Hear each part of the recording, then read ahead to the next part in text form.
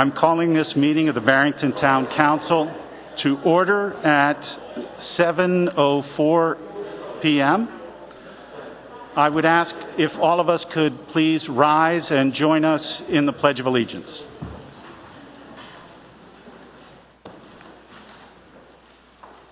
I pledge allegiance to the flag of the United States of America and to the republic for which it stands, one nation, under God, indivisible, with liberty and justice for all.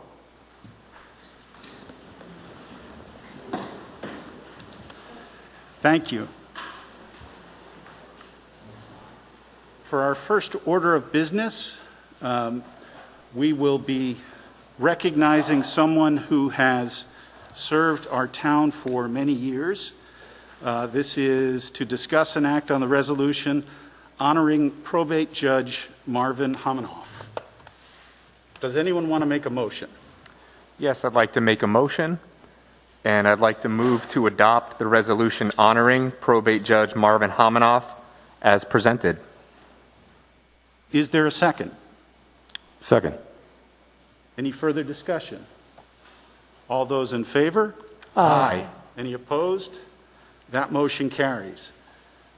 Now, Judge Homanoff, before we ask you to come up here, I wanted to just read as quickly as I could your resolution.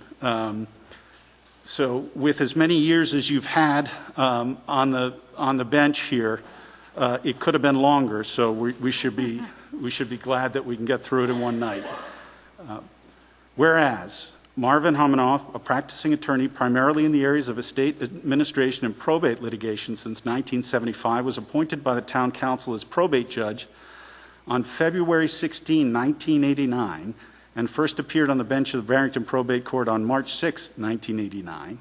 And whereas Marvin Homanoff has served as president of the Rhode Island Probate Judges Association from 1995 through 2015, and whereas Marvin Homanoff has co-authored the following: Rhode Island Elder Law, The Basics and Beyond in 1990, Administration of the Estate in Rhode Island in 1992, A Practical Guide to Estate Administration in Rhode Island in 1995, and whereas Marvin Homanoff has furthered his writing career by co-editing A Practical Guide to Probate in Rhode Island, MCLE, New England, 2011, and whereas Marvin Homanoff has served as liaison between the Rhode Island Probate Judges Association, the Probate and Trust Committee of the Rhode Island Bar Association, as well as a member of the Rhode Island Estate Planning Council and the American Bar Association section on real property and probate law. And whereas Marvin Homanoff received an AV rating, the highest accolade awarded by attorneys in the Martindale-Hubbell as a result of an extensive confidential review conducted among legal profession in the community. And whereas recognized by Martindale-Hubbell, an independent company, Marvin Homanoff's legal abilities are of the highest standard and his professional ethics unquestioned. And whereas in 2014, Marvin Homanoff was selected to teach as an adjunct professor at law at Rhode Island Roger Williams University Law School. And whereas Marvin Homanoff has been married to his wife, Linda, for 47 years, and they have 2 children, Matthew and Heather, and 5 grandchildren, now therefore be it resolved that the Honorable Town Council of the Town of Barrington, State of Rhode Island, by virtue of the authority vested in them by the citizens of Barrington and on their behalf, and by these presents, extend to Marvin Homanoff their collective appreciation for a job well done and best wishes on his deserved retirement.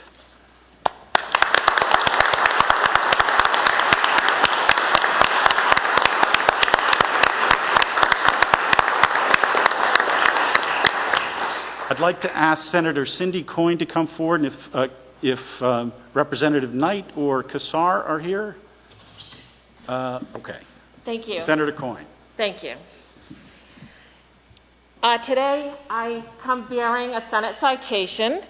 Be it hereby known to all the Rhode Island Senate hereby offers its sincerest congratulations to Marvin Homanoff in recognition of 32 years of service as probate judge for the town of Barrington, during which you provided fair, efficient, and unselfish service to the residents of our town. Your commitment to excellence and to Rhode Island's probate court system was recognized by your peers who elected you to serve for an unprecedented period of 20 years as the president of the Rhode Island Probate Judges Association. As probate judge, you have brought compassion and sensitivity to a challenging position, leaving a lasting legacy for which the town of Barrington is better for it. And it's presented this 6th day of December on behalf of not only myself, but the President of the Senate, as well as the Majority Leader of the Senate. Congratulations.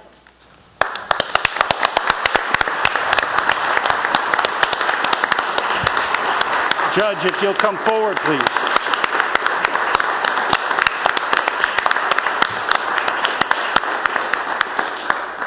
Judge, I'd also like to present you with this resolution of the Rhode Island House of Representatives provided by Representative Knight and Representative Kassar. Thank you. I'm going to present you with the resolution that was entered into this day on behalf of the Barrington Town Council. Thank you again.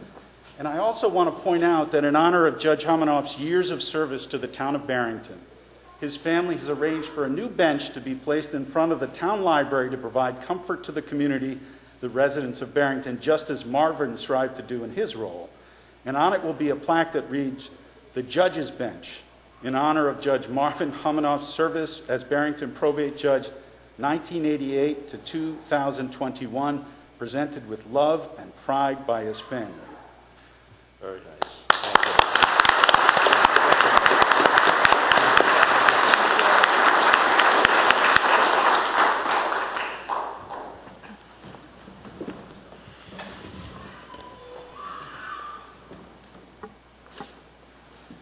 Next item on our agenda is to discuss and act on a resolution honoring our town manager, Jim Cunha.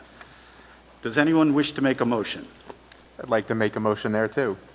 I move to adopt the resolution honoring Town Manager Jim Cunha as presented. Is there a second? Second. Any further discussion? Yes. I learned just before this meeting started that his weekly emails that are sent to the full council have intentionally excluded me for several months, and for that reason I'll be abstaining from this vote. Any further discussion? All those in favor? Aye. Any opposed? And one abstention. That motion carries. Now, if I can read this for Jim.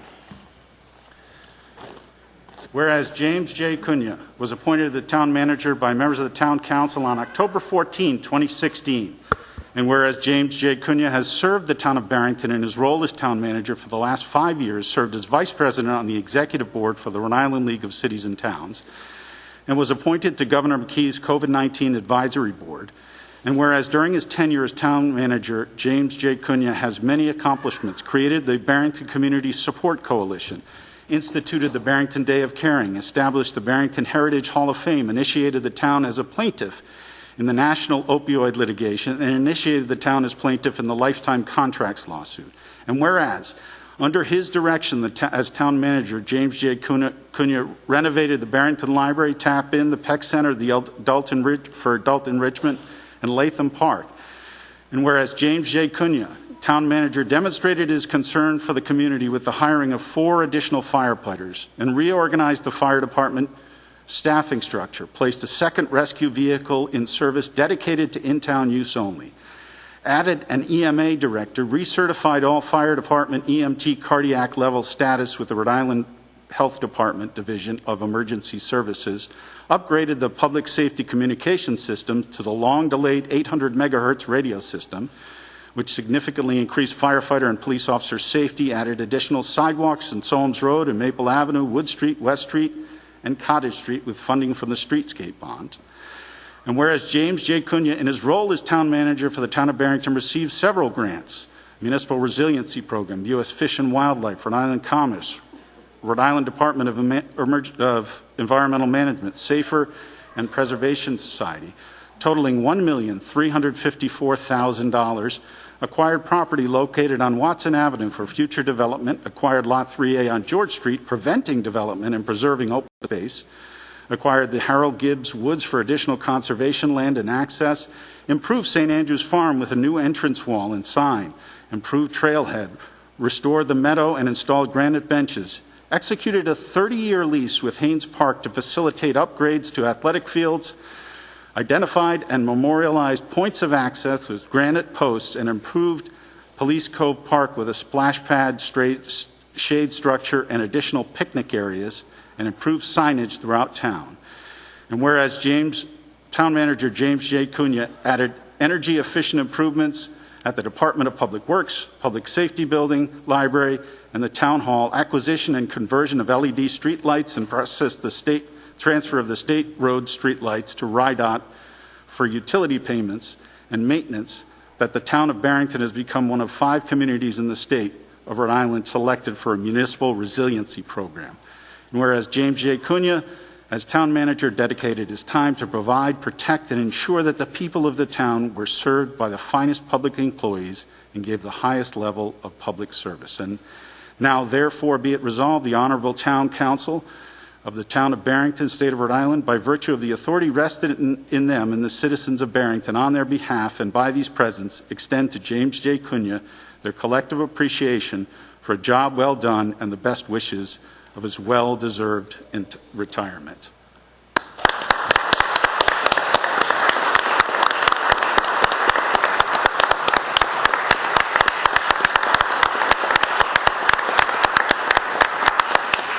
I'd like to ask Senator Coyne to come forward again, please. Thank you for indulging me one last time. Again, we have a Senate citation for James J. Cunha. Be it hereby known to all that the Rhode Island Senate hereby offers its sincerest congratulations to you in recognition of your lifelong commitment to public service and to your service over 5 years as the Barrington Town Manager. After a distinguished career in the United States Navy that earned you the right to retire with fair winds and following seas, you chose instead to take on the challenge of managing our town. Your 5 years of service to your adopted community of Barrington were marked by the expansion and preservation of open space, the improvement of public safety services, and most importantly, by your professionalism and your commitment to open and honest government, to which we offer our sincerest appreciation. Again, this is presented this 6th day of December, signed by myself, the President of the Senate, Dominic Ruggiero, and Majority Leader Michael McCaffrey. Congratulations.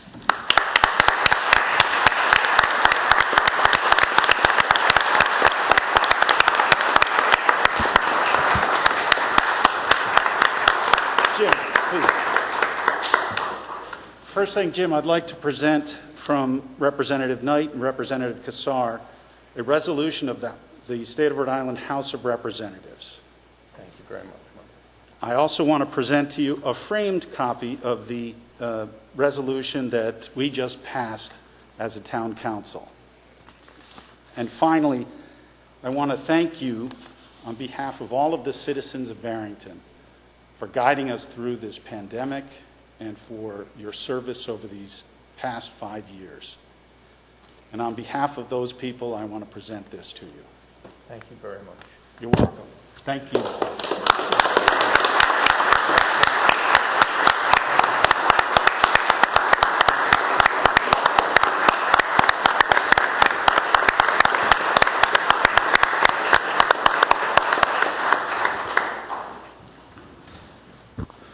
Well, thank you all for indulging us. I want to point out, too, that our soon-to-be town manager, Phil Hervey, is here, as is our new probate court judge, Matt Leonard, is here this evening, and we wish you both the best of luck as you begin this new chapter in your careers. Next item on the agenda is announcements, and this will be the last announcements for Jim, but Jim, please take us through those. Thank you, Mr. President. Although it's December, we do have a busy month. On Wednesday, December 15th at 7 p.m., we will have our first Watson Avenue public visioning session. That's for the monastery property.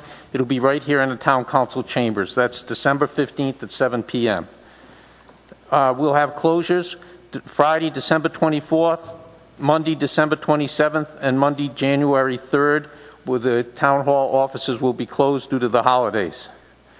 The next town council meeting will be on January 10th at 7 p.m. Prior to that, there will be a Spencer Trust meeting at 6:30. And finally, for the last calendar year, 78 trees have been removed and 110 trees have been planted. That's all I have, sir. Thank you. I want to take this opportunity to point out many people have heard that there was a fire in town over the weekend. It was a very large fire. I think Chief said it was a 4-alarm fire. We had help from all of our neighboring communities, which is really wonderful, and that's how things work here with our neighbors pulling together to help us. And it happened to be in my neighborhood, so I saw all of the people in the neighborhood gathering at a house, collecting clothes and food and anything else they could for this family that was out of their house. And I just wanted to point out that as hard as things have been over the past year and more, and as much as we look forward to challenges ahead, we are so blessed to have in our community servants like Judge Homanoff, public servants like Jim Cunha, and a community that really pulls together. So I just wanted to make that announcement. And before we go to the consent agenda, is there anything that any member of the council wanted to highlight before we get to the consent agenda? Okay. Next several items on the agenda is what we call our consent agenda. These are usually, before I get to that, we've gotten a number of emails about parking in the Brickyard neighborhood. Can anyone raise their hand if they're here for that? Okay, I just want to let you know, that's not on our agenda for tonight, but I will be asking my colleagues to see if we can get together for a special meeting in the neighborhood, just to walk the neighborhood in January, and we'll try and connect through those emails to folks. But I didn't want anyone to stick around thinking it was going to be later in the agenda or anything. So the consent agenda. These are items that are considered routine, and they're usually enacted by one motion. There won't be a separate discussion of them unless a council member or citizen so requests, and the request is for a good cause, in which event the item will be removed from the consent agenda and will be considered in its normal sequence on the agenda. Is there anything on the consent agenda that any member of the council would like to remove? Yes. I'd like to remove 6 and 7, not for discussion, just separate vote. 6 and 7. Okay. Anyone else on the council? Anyone else from the public? Okay. With the exception of items 6 and 7, do I hear a motion to accept the consent agenda as presented? So moved. Motion made. Is there a second? Second. All those in favor? Aye. Any opposed? That motion carries. Now, item 6, I don't believe, you didn't want to have a discussion on that, is that correct? Correct. Okay. Does anyone want to make a motion to approve the reappointments to boards and commissions? So moved. Is there a second? Second. Any further discussion? All those in favor? Aye. Aye. Any opposed? And one abstention? Abstention. Okay. Item 7. These are our minutes. No discussion on that? You're Yeah, abstain. There's several that I wasn't present for, so I was just going to abstain. okay. Do I hear a motion to accept the minutes of the town council meeting as presented? So moved. Is there a second? Second. Motion made and seconded. All those in favor? Aye. Any opposed? And one abstention. Okay. Great. The next item on our agenda is to discuss and act on interviews and appointments. And the first one is for the Board of Canvassers. Is Mr. Al Schrade here? Mr. Schrade, please come forward, sir. Thank you for coming in tonight. Can you tell us a little about yourself and what you can bring to the Board of Canvassers, please? I'd love to. Thank you. Thanks. Thank you. I've always had interest in the election process as such and fully support that it be both fair and accurate. Based on this interest, I've been a poll worker in town for about 5 years, first as a supervisor, working mainly with the poll pad, checking in voters, and for the past 2 years as a moderator in that position. In the moderator position, I've worked with the voting machine, the DS200, and managed the voting location as required within the moderator's responsibilities. I also worked in conjunction with the Board of Canvass member assigned to the location that I was also in. I've attended many training sessions as a poll worker, and I'm familiar with the poll worker manual in detail. Personally, my background is primarily in management, having held various positions throughout my career. If I'm approved as a Board of Canvass member, I would continue to protect the integrity of the election process as such in town for the town of Barrington. Just separate from that, additionally, I have been on the Senior Services Advisory Board for the past 4 years. Currently I'm the vice chair and was reappointed earlier this year for another term with 2 years remaining. Okay. Any questions for Mr. Schrade? I had a question that's both, I think, for you and for the perhaps solicitor. But there was a note that the person appointed to this position is to be a Republican representative.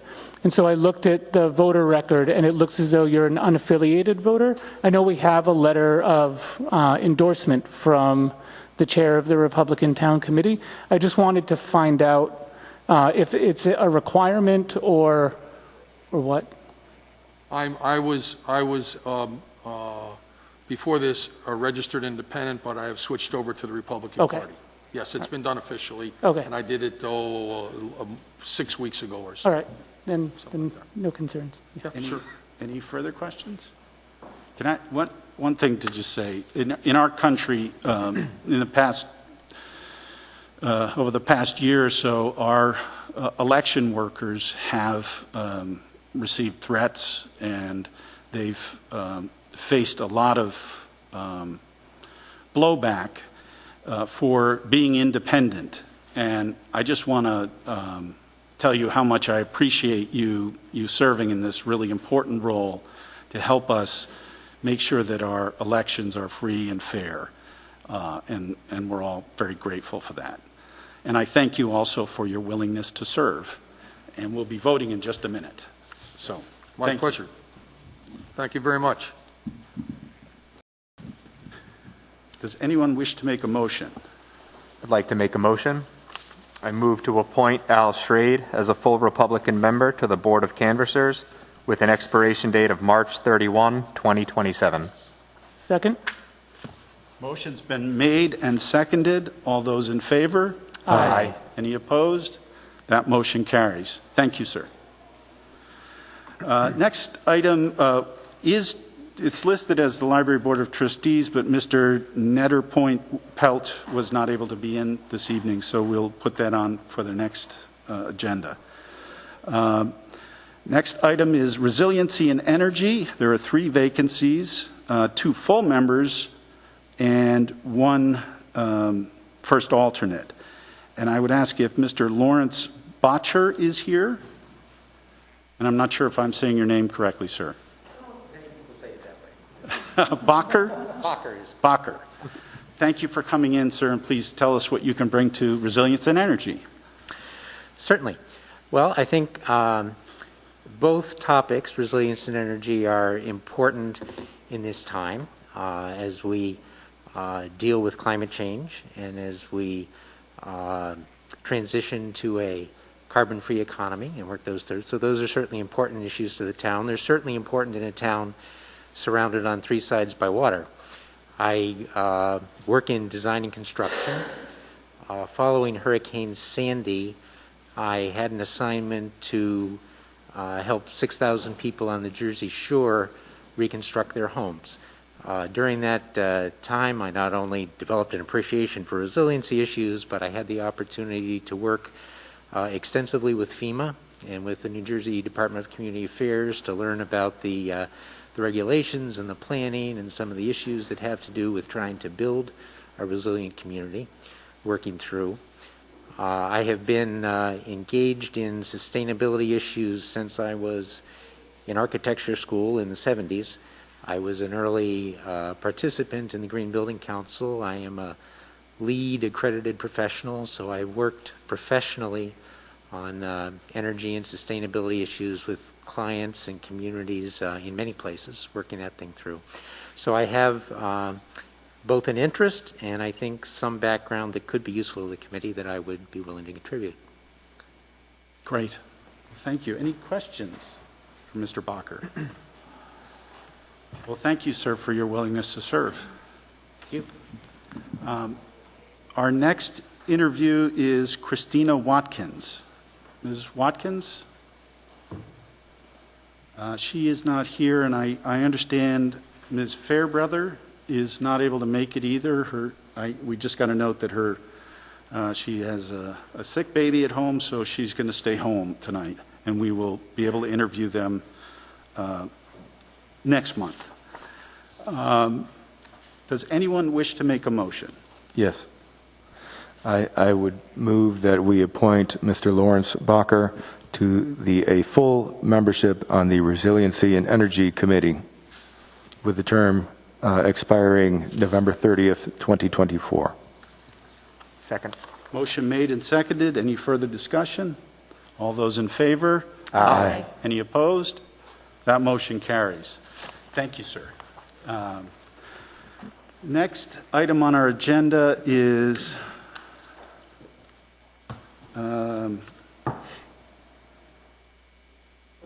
public comment.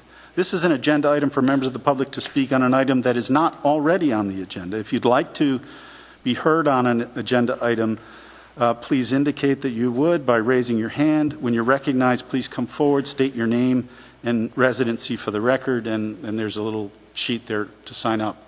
Yes, sir, please come forward. Yes.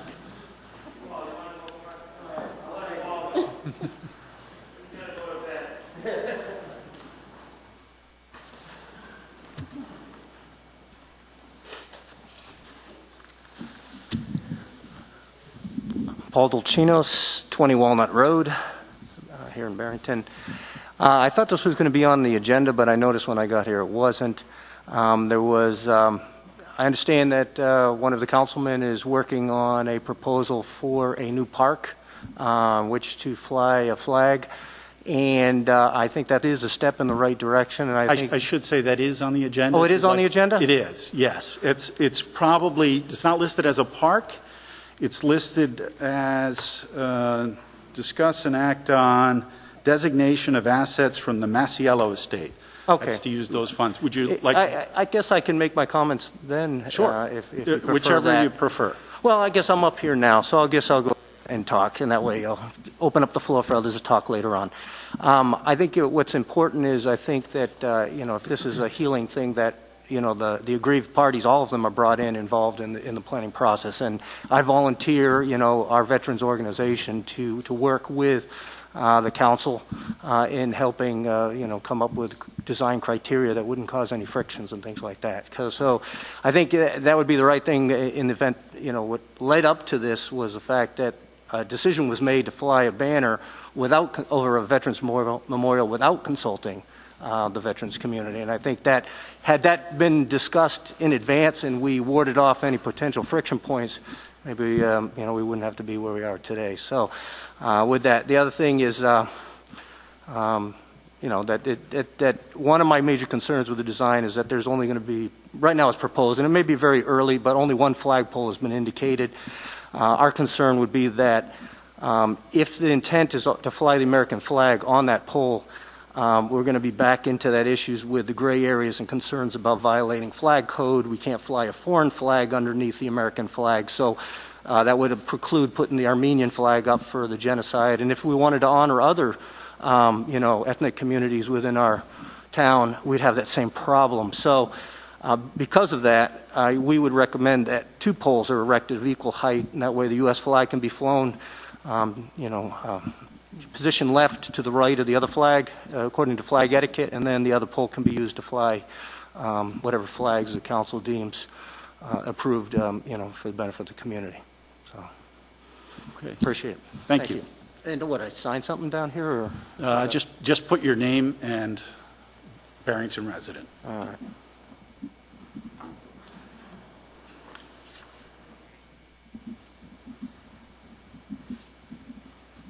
All right. Thank you. Would anyone else like to be heard? Please come forward. Mr. Remishitis.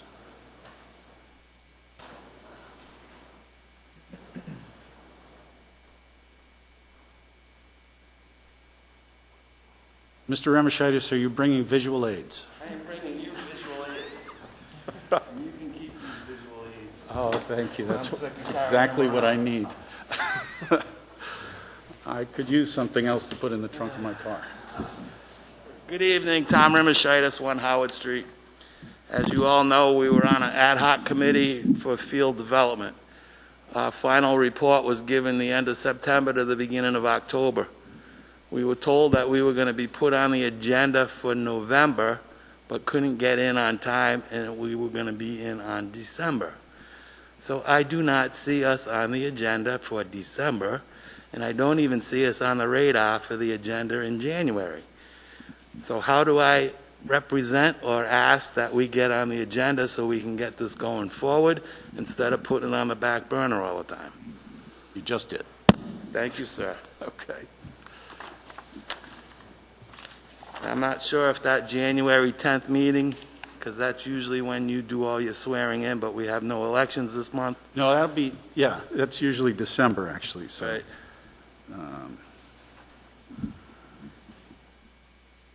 Okay. And Jim, congratulations. I'll buy you a beer.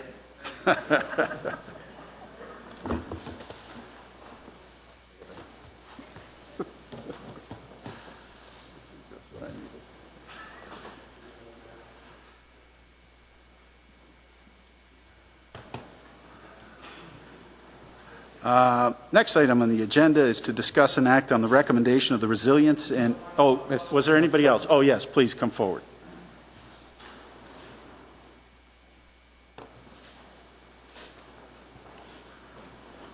Yes, sir, could you state your name for us? Yeah, Jack Siegel. I'm the committee chair for Troop 2 of Barrington. Recently, the Scouts of Barrington, both troops and the Cub Scouts, were able to raise almost 2 tons of food for the Rhode Island Food Bank. This was despite no help from anybody in town, precisely because of the executive actions which prevented us from doing work with COVID or the fire department. It was unnecessary, it was too restrictive, and it's getting in the way of people doing good things. The inflexibility that we see on these rules in the schools, in the churches that we want to work with, and with public facilities and officials is really getting in the way of us teaching our kids civics and taking good civic actions. I think you need to reconsider these actions and amend them, or at least have some sort of codicil or loophole where people who want to do good things, especially kids in this town who have nothing to do, can do these things. And I would hope that you will reconsider the executive action, especially now that Mr. Cunha is leaving, about rewriting it and perhaps allowing a little bit more flexibility, especially for actions and events that benefit the community. That's it. Thank you. And we're grateful to the Scouts for extraordinary work in gathering, did you say 2 tons? Amazing. 2 tons of food, notwithstanding the restrictions. That's fantastic. We're happy to do it. We're always here. Thank you. Anyone else? Yes, please.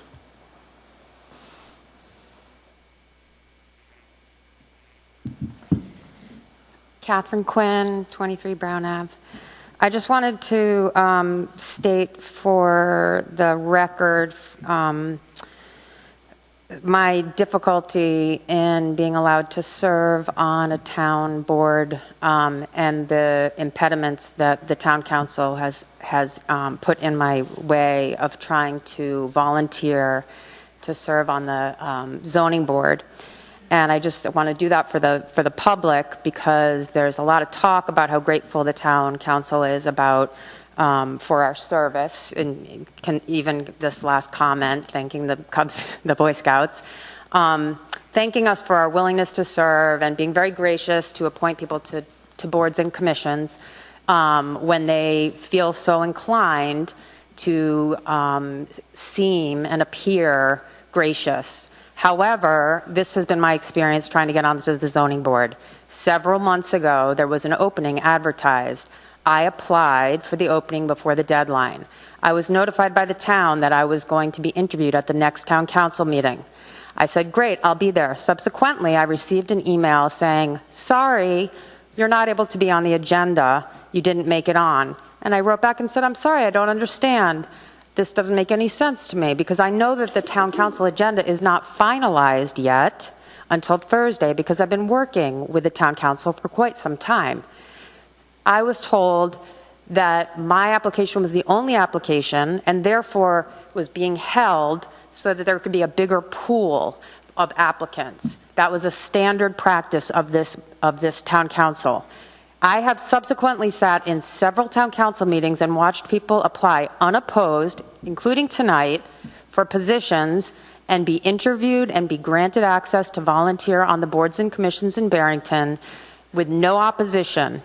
I was told that that was the reason my application was being held.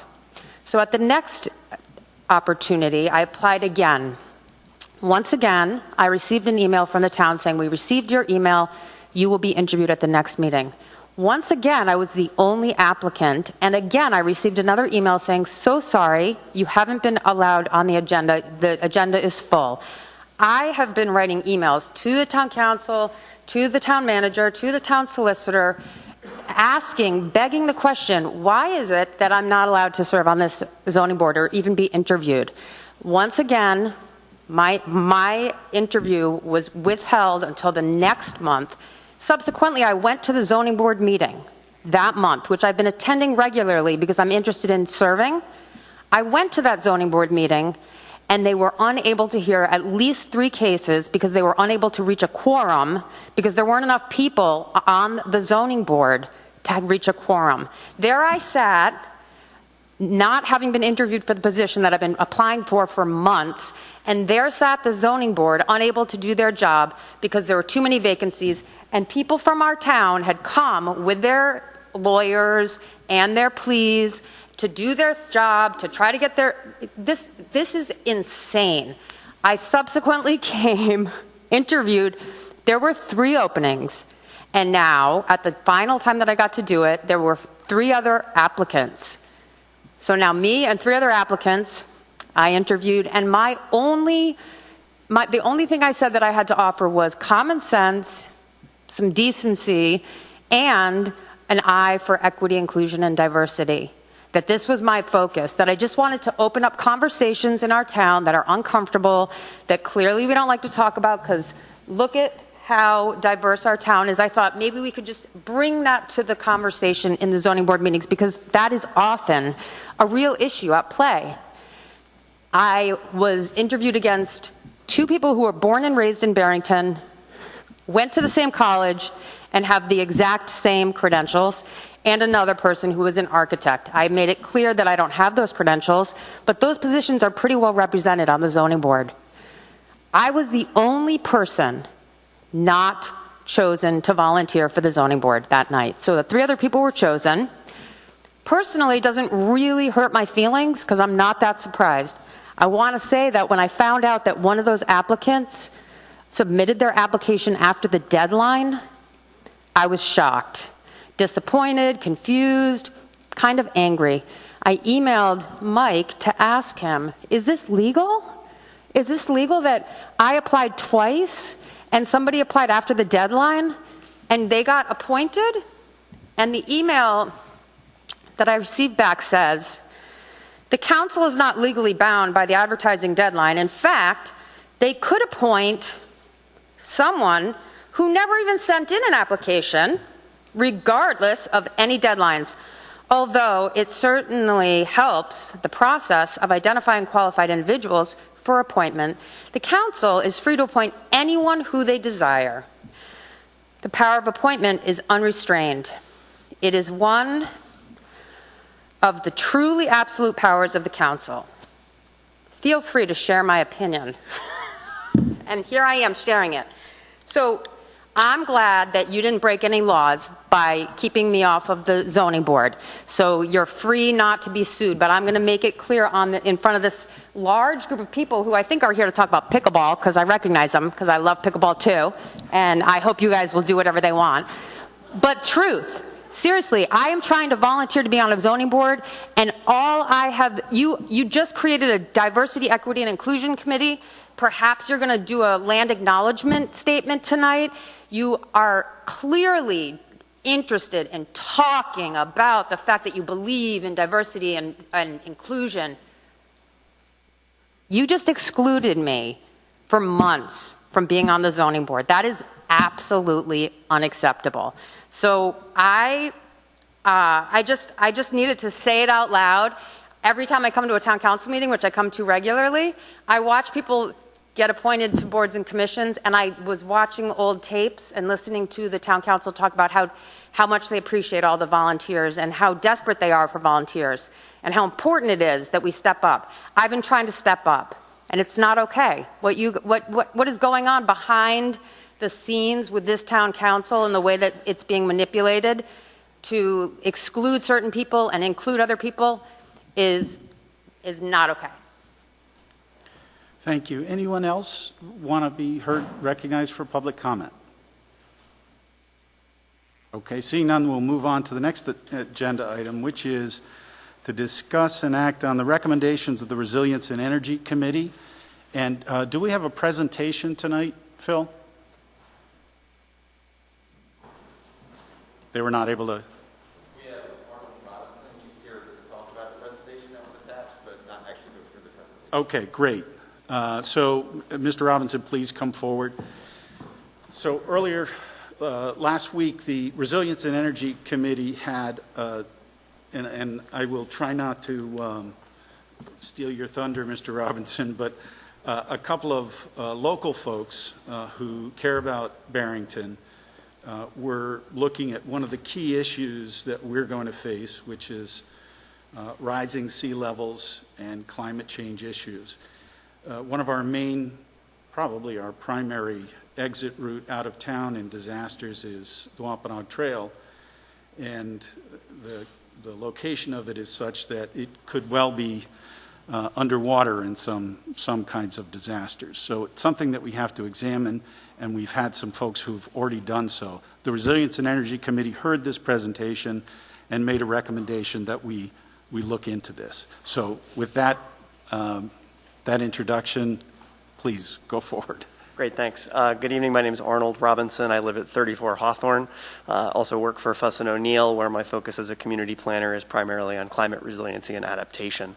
And really, I have been working in Warren on a little project called Market to Metacom, which you may have seen, which the town of Warren is basically thinking about what does the low-lying Market Street area and Route 136 and 103 look like in 15 years, 25 years, 50 years. Part of that process was not only engaging about issues of housing and commercial use and relocation of business, but is engaging with Rhode Island Department of Transportation. And you have attached to your package my full presentation that I gave to the Energy and Resilience Committee, and Phil and I wanted to keep things sort of tight on time tonight, so you can take a look at that. I'm happy to answer questions. But the biggest thing that came out of Market to Metacom with DOT was that although the state has done an assessment of the impact of climate change, specifically sea level rise, to state roadways. There's no planning currently going on about adaptation of those roadways. And specifically when we talk about evacuation routes and we talk about ambulance and fire service and police service, there's some real concerns there. So Warren has gotten a nice grant from DOT. They're working with a consultant to think about adapting those roadways. But I began to think about the town where I live and looked at all of our plans, your comp plan, your hazard mitigation plan, your MRP plan, which all talk about 114 and making it more resilient to climate change impacts.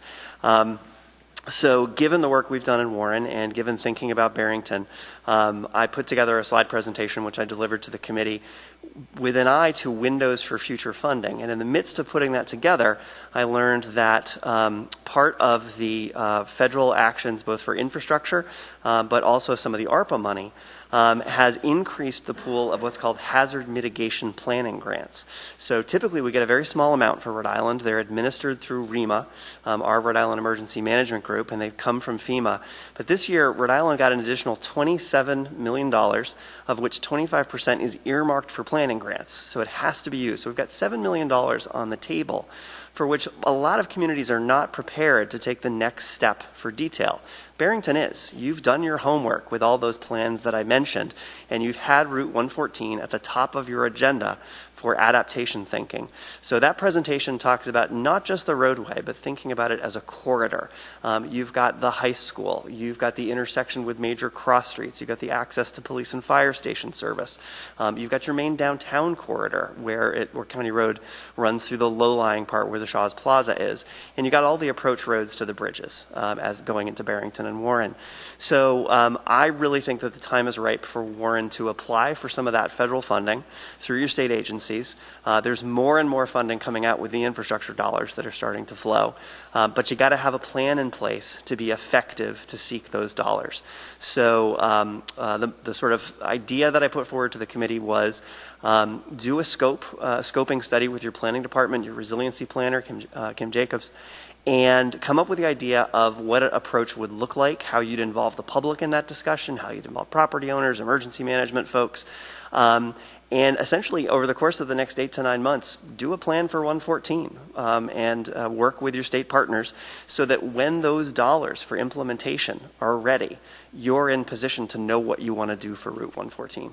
But if you don't jump now, I think you'll be behind and you'll be competing with communities that are right now starting to sort of catch up on those. But right now, you've got a lead. So thanks. That's my sort of initial thoughts. Thank you. Questions? I appreciate you coming in on this.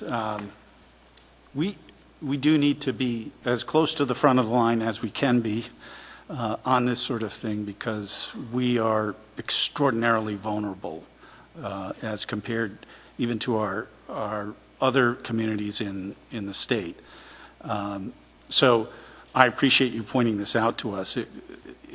There was a study done some time ago that made it appear that might be out of reach for all of the sort of normal funding opportunities, but I think it's worthwhile to try and find out if there's a way to do it, because we really can't afford to lose that exit out of town. Thank you. You're welcome. Thanks.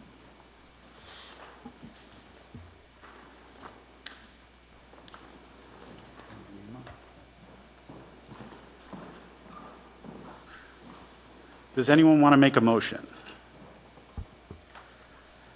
I'll make a motion, and that'll be to move to direct the town planner to work with the Rhode Island Department of Transportation and seek funding through various sources, including FEMA, to make County Road and Route 114 more resilient. And I should have added and REMA, R-I-E-M-A, in addition to FEMA.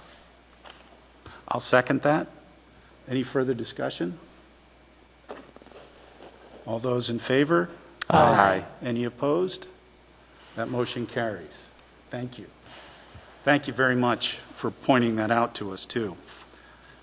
Next on the agenda is to discuss and act on the designation of assets from the C. Masiello estate. And I know that Councilor Breyer has a proposal for this. Did you want to take us through that proposal? Sure.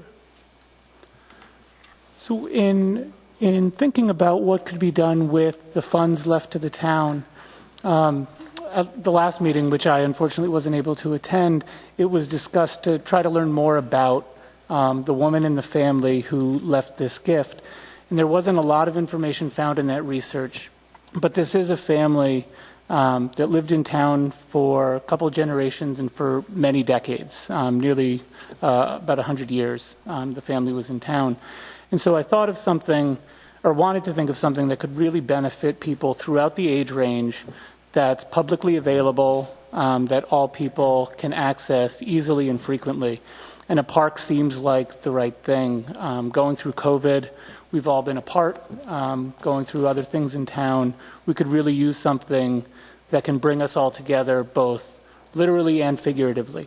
And I think a park in the center of town, on the edge of town hall grounds, is a great way to do that. I think it'll attract people to the center of town. It's a space for people to gather both formally and informally. You can establish a new area to hold celebrations in an appropriate setting. So I'd like to see us use a portion of this to do a design and build RFP. So a professional designer, architect, landscape architect can take us through a process to decide exactly what the park would look like, how it would be set up, and what we could do in a public way, and then have it built. So that's my idea. Thank you. Mike, Please, go ahead. Just a question for Jacob. So you mentioned that this would, under this proposal, the amount that's presented would be for a portion or a part of that work that you described. Do you know what the overall amount would be to kind of undertake, I guess, the concept first, or the scope first, and then take it from there? Right, so it could be a pretty large range. Being a public park, you could spend, a lot of money on it. You could spend a very small amount on it. I spoke with the town planner, incoming town manager, and he thinks in the range of a little over $100,000 could be sort of the whole thing. I thought if we did something like $115,000 benchmarked for a build design, or a design and build RFP, it would include the cost of coming up with the design and then execute. So we could set the amount in advance, and that's what folks would respond to. May I? Sure. Yes. So I actually did feel like there was a lot of research. Sorry, I actually did feel like there was a significant piece that came out of the research about Miss Masiello's life, and specifically, I just wanted to thank those neighbors and friends who had shared some personal vignettes of Miss Masiello. I know specifically one of the things is, I think the name Conchetta is absolutely beautiful. She wanted to be called Connie, and that really brought to me a personal story of who she was. And I think the Barrington Times did a really wonderful job of capturing who she was. But what struck me most obviously is that she was orphaned at the age of 12 and remained her brother's caretaker for most of her life. And what also struck me is that she declined marriage proposals. And I say proposals because it sounded to me like there were more than one proposals, especially with the letters that came through, in order to care for her family and her childhood home. When she and her siblings were orphaned, it was neighbors who came to their rescue to make sure they had shelter and food. But the emotional toll of losing her parents seemed to alter her life significantly. Unfortunately, this is not completely uncommon. 1 in 14 children in Rhode Island will lose a parent before the age of 18. And research shows that bereaved children are at an increased risk of disrupted development. Unaddressed childhood grief and trauma can lead to short and long-term difficulties, including decreased academic performance, mental health issues, and substance abuse, and resulting early mortality. Grief-related adversity includes, as it did for Ms. Masiello, issues at home, financial strain, and loss of community, not to mention the extreme emotional loss of a parent. The most important protective factors to the negative impacts include a caring community, positive role models, healthy coping skills, peer support, and encouraging educators. So it's not all bad news. Places like Friends Way, locally in Rhode Island, and Camp Erin up the road in Massachusetts are here to support children experiencing grief through camps, programs, adult groups, and peer support. It's why I would suggest that we move these funds from the Mazziello estate into the Spencer Trust so that we can support bereaved children in our community. With 1 in 14, that's about 355 kids living in our community that you may not know of. And as a personal vignette, I was one of them in my own town. I lost my mother at 16 and it impacted the trajectory of my life tremendously. In fact, some could say it's why I live in Barrington, as my mother grew up in Riverside. I would like to think Ms. Mazziello would feel connected to this use of her life savings, but I would encourage those who knew her personally to join our meeting in January to help illuminate more of this incredible person for us. Thank you. So the concept would be for funds to assist children who are in this circumstance. Yes, and either, I think at the Spencer Trust, the trustees, who are the council, could make determinations as to if those are restricted funds or if those are funds that become endowed for use in scholarship or for programmatic. And as I understand it from Mr. Ursulo, that it's the trustees' decision. If we restrict them, we can also unrestrict them if at further time we find that these funds are not being used for the purpose that they're intended. Right. Right. So one option might be for scholarship assistance or something like that, Exactly. or assist programmatic, that is to support that grief counseling Yes. and things like that. There's an established program called Friends Way that's based out of the Lifespan Health Program, and they run parent groups, grief camps. They actually came into popularity after the Station nightclub fire and have continued ever since. Members of the council, any questions before we ask the public how they feel about this? I tend to think that what we know about Ms. Mazziello is that she was committed to family. I think Councilor Conway's proposal is most consistent with that ethic and the values by which she lived, and that was the purpose. That was the reason I asked the question at the last council meeting as to dedicating funds in a way that she would find fitting. I can't think of a better tribute, to be honest, and I think that's an excellent proposal by Councilor Conway. Members of the public, does anyone wish to be heard on this topic? Ms. Strong, please come forward.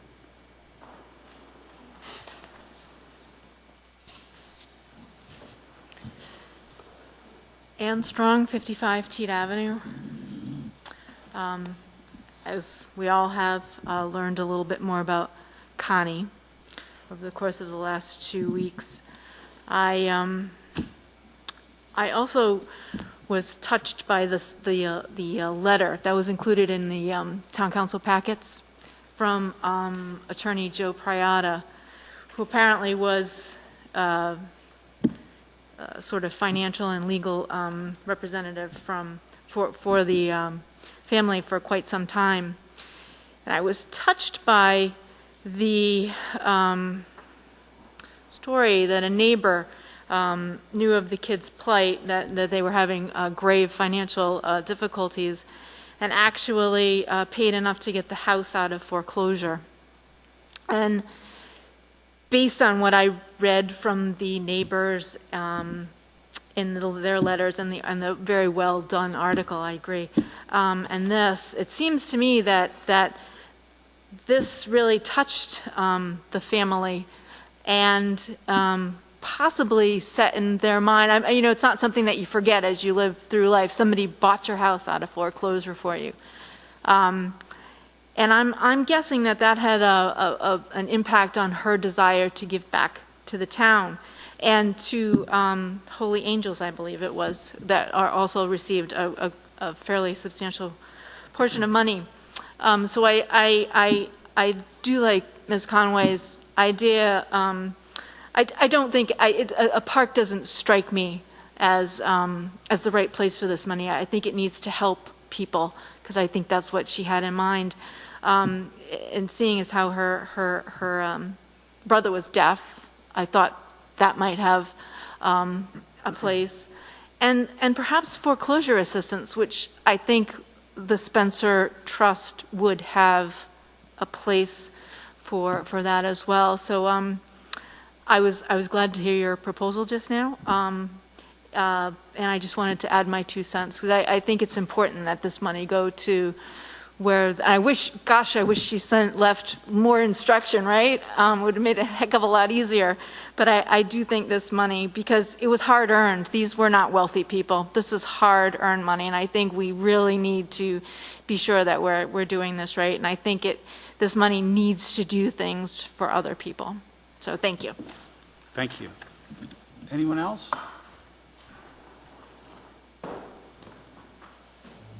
Okay. Anything else from the council? Yeah, I just add, I think that's a terrific use for the money. I think it is something that really aligns well with her life and what her wishes may have been. And I think that there's community support for building a park, and we can get that funding elsewhere.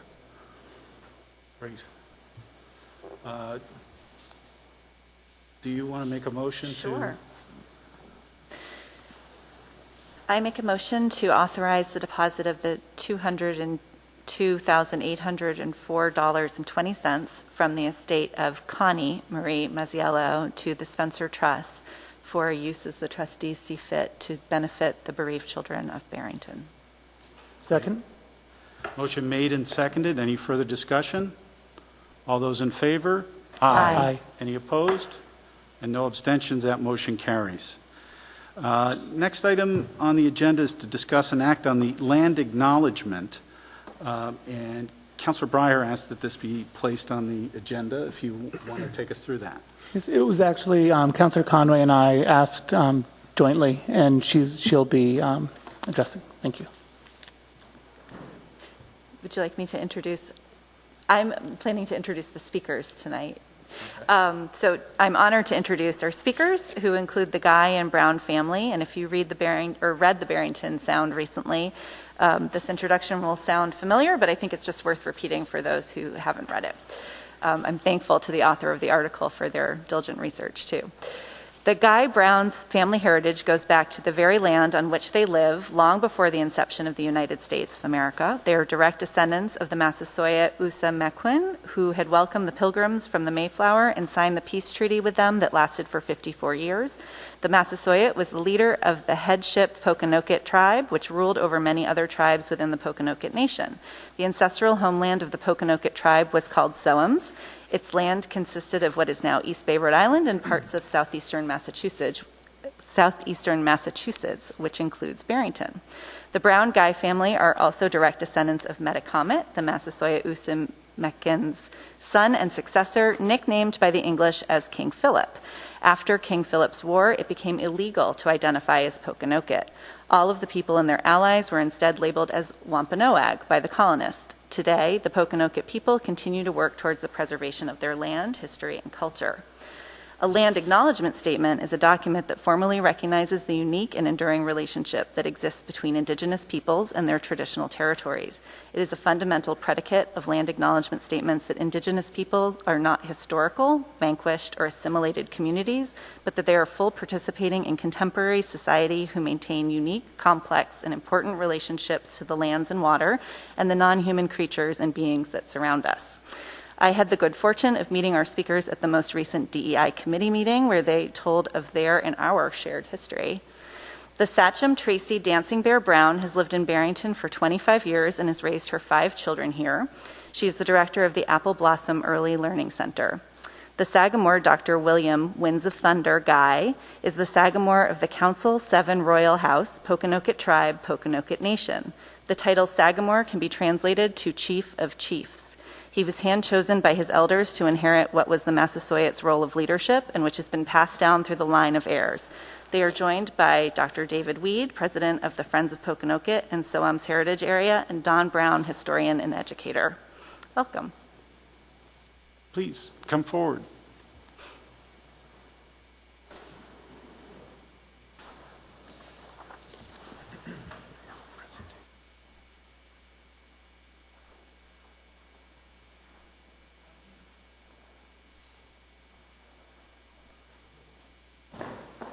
Hello. Thank you for coming in tonight. Thank you for having us. Again, I am Popumaquak Anakis, translated Dancing Star. I am the sachem of the Pokanoket tribe of the Pokanoket Nation. I am the 11th great-granddaughter of the Massasoit Osamequin who welcomed the Pilgrims to this land. I am also the 10th generation great-granddaughter of Po Metacomet, who is known as King Philip, who died fighting to protect this land.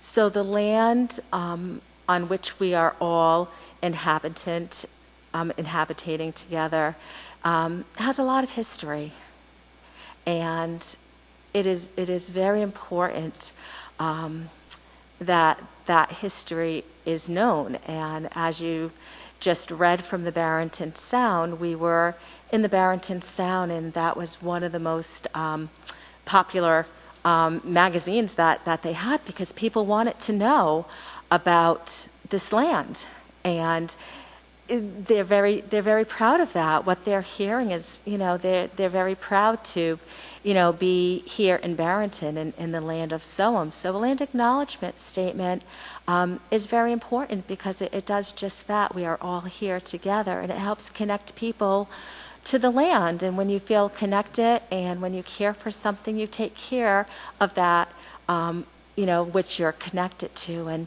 as an Indigenous person, that's very important to me, that, the land in the town of Barrington is cared for. I also come before the town council to support this because I'm a resident here in Barrington. I have lived here for 26 years. I've raised 5 children here. I am a proud grandmother.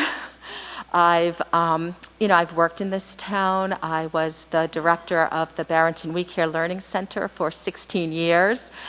We had 82 children that I and my staff cared for every day. So I'm very vested in this community. I'm vested in the families. I'm vested in the children. I'm vested in the youth in this here community.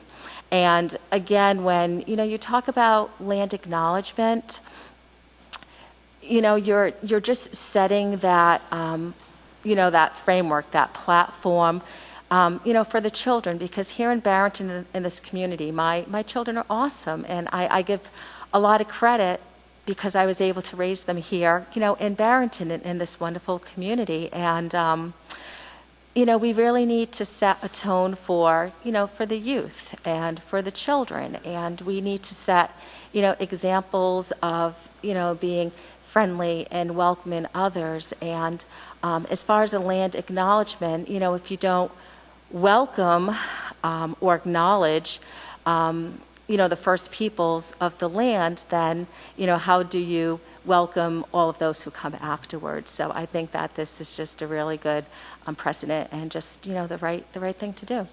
So I don't know if this is allowed, but I had 2 people from Barrington who wanted to come, but they were unable to come, and they wrote letters. Should I give them to you, or should I read them afterwards?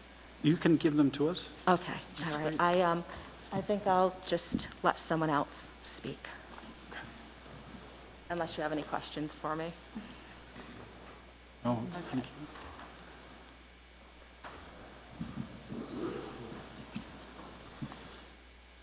you.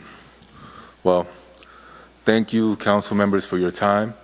As was mentioned before, I'm Don Brown, travel historian of the Pokanokets and educator currently at Bayview Academy.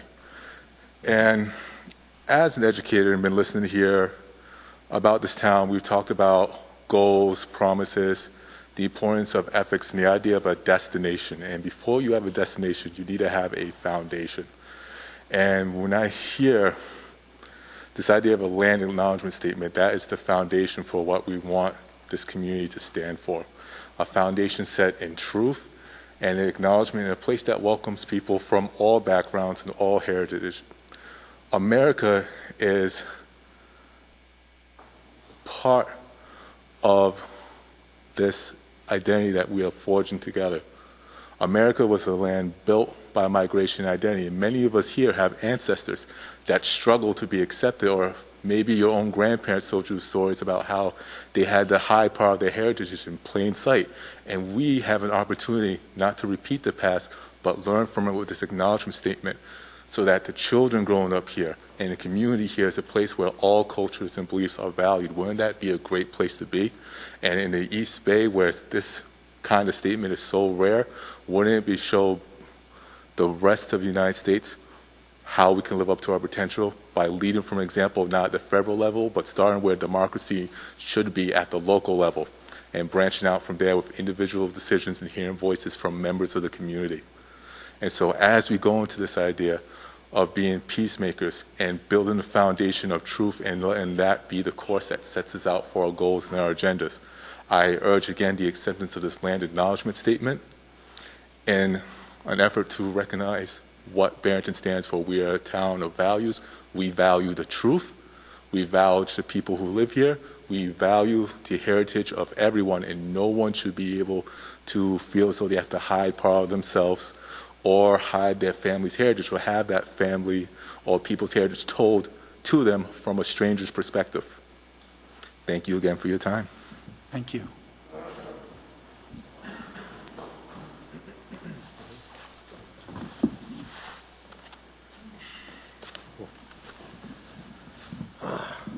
Thank you. I'm William Guy, and I am the grandfather of that gentleman that just spoke. And this is not new to us. We've been good neighbors in Sohams for years. And that gentleman there, this is him at Mayett School, because they all went through the school system here. I guess he was about 8 years old there. Thank you. He's 31 now. So this is nothing new to us. My grandchildren have been involved in telling our heritage through the years in the Barrington school system. This is St. Andrews. We've done programs all throughout Barrington. This is St. Andrews School where we spoke. This is with the past preservation President Helen Jada. This is when this is me with Helen Jada and Governor Kacheri receiving at Open Space 2004, receiving a $300,000 matching check for Echo Lake area, which we saved from turning into condos over there. So we've been at this a while. You probably haven't seen me because I keep a low profile, but I am the chief of the chiefs. And this here is at the Barrington Recreation Department with John Taylor. We did a program for them. This is going back in, 2000? I can't see it, but I think it's 2011. 2011 with John Taylor, right over here in Barrington, on the properties here. So, this is at Hampton Meadows School. We've spoken at all the schools in Barrington through the years. This is in 2011. Soames Woods, when Helen Shader did the tour through the Soames Woods, I was there and she asked me to say a few words at that time. And believe it or not, you had some boundary trees over there in Echo Lake, and a lot of you don't know what boundary trees are. You spoke about the Barrington Sound. But we've been in the Barrington Sound with articles for the last 3 months after this year, I believe. And someone else. And then, of course, this is here the Providence Journal article, and this is right here at Osamican Preserve. All right, so I mean, it's not, we don't come before the town council, but we've done a lot of work in Sohams. But this is just pointing out Barrington. And one other thing we've done for years, since 1996, is the crossover. So the Boy Scouts, Cub Scouts to the Boy Scouts, and they've adopted our patch. That's the insignia of the Royal House of Pokanoket. All right, and they adopted that at their award ceremony in 1996, and it's done throughout the Sohams area. And Sohams in Rhode Island is Barrington, Warren, and Bristol, and East Providence is part of Sohams also. But in the time of the Massasoit, that included, of course, Swansea, Rehoboth, Seekonk. East Providence was part of Seekonk at that time. One other thing of interest you might want to know, our last chief before I was chief, and then Miss Brown became chief because I'm over the chiefs, is that mural downtown Providence, that Indian Princess. That's my mother's first cousin. That's my first cousin once removed. She was the chief before I became chief. I've been Sagamore since 2007. I have 5 chiefs under me. So I just want you to know that we have been good neighbors in Solms, and this is just a few of the articles that I pulled out of my scrap. I want to thank you for your time. And I know I've seen some of you people through the years. I didn't come here as a resident, but I have owned here since 1998, and I was there watching all my grandchildren go through the school system. It is a good school system. Each one of them has graduated college. That's great. Thank you, sir.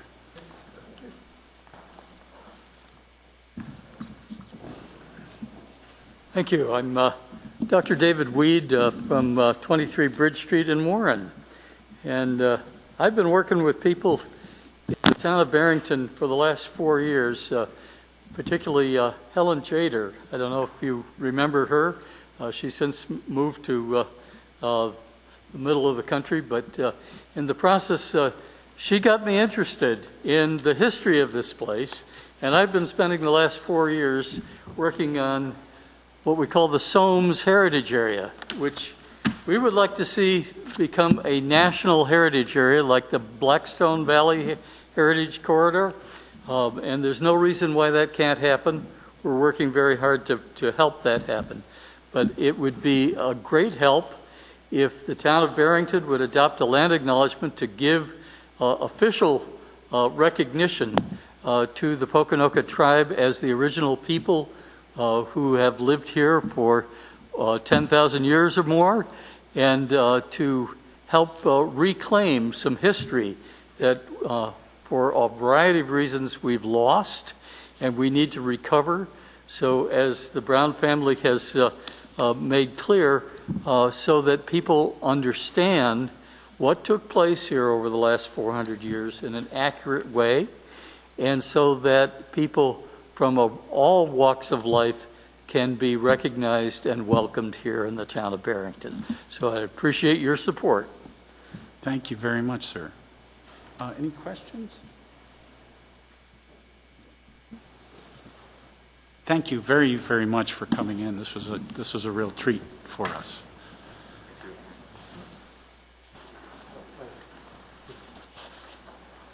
Does anyone want to make a motion? So I received a letter from somebody who was invited by Tracy to speak, and she asked if I would read it. I know we received letters, but I don't have it printed, so I'd like to read that. Sure. It's from Elizabeth Splain, who's a local author and narrator. I had the pleasure of meeting Tracy Brown, Dancing Star, in preparation for the recording of an audiobook called Mayflower Chronicles, Tale of Two Cultures, which tells the story of the immigrants who came over on the Mayflower and their meeting and working with Massasoit Osamequin in the creation of a peace treaty that lasted more than 50 years.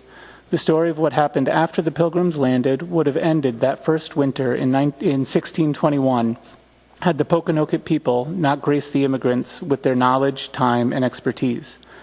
The Pokanoket people gave of themselves again and again, usually offering much more than they received, because according to their doctrine, we are all part of one loving universe. Sadly, as you probably know, the immigrants who came after the original settlers were not as gracious or as needy, and the Pokanoket tribe's numbers were decimated by war as a result. I want to go back for a moment to how I, Elizabeth, met Tracy Brown. The woman who wrote Mayflower Chronicles is named Kathy Howeisen, and she is a friend of mine. She sent a note to me asking if I knew anyone in the area that could read through the manuscript pre-publication to make sure that her description and verbiage of the Pokanoket people honored their traditions. I sent a request out on Nextdoor.com and ended up getting connected with Tracy Brown.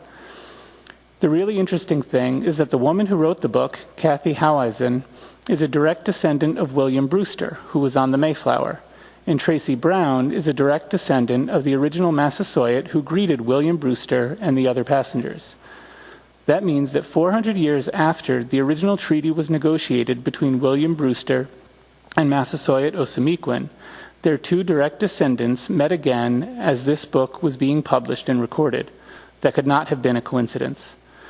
My small part in this amazing tale has opened my eyes to the real story about the Pilgrims and their arrival, as well as the real story of the first Thanksgiving. If you don't know it, you need to read Mayflower Chronicles, or at least listen to it. Since recording the audiobook, I have visited Mount Hope Farm and other areas that are associated with the Pokanoket people. For 400 years, their tribe has been picked on, their land has been stolen, and yet they persevere. If you haven't spent any time with Tracy and her father, the Sagamore, you are missing out on a breathtaking history that spans generations and time. It's now our turn to give back to the generations of gracious people who allowed this country to be born in the first place. Let's join together to honor this remarkable group of people who gave so much of themselves, their tribe, and their spirit, so that a relatively small group of poor immigrants might not survive, but prosper. Thank you. And again, that was a letter from Elizabeth Splain, who's a Barrington resident and author and narrator.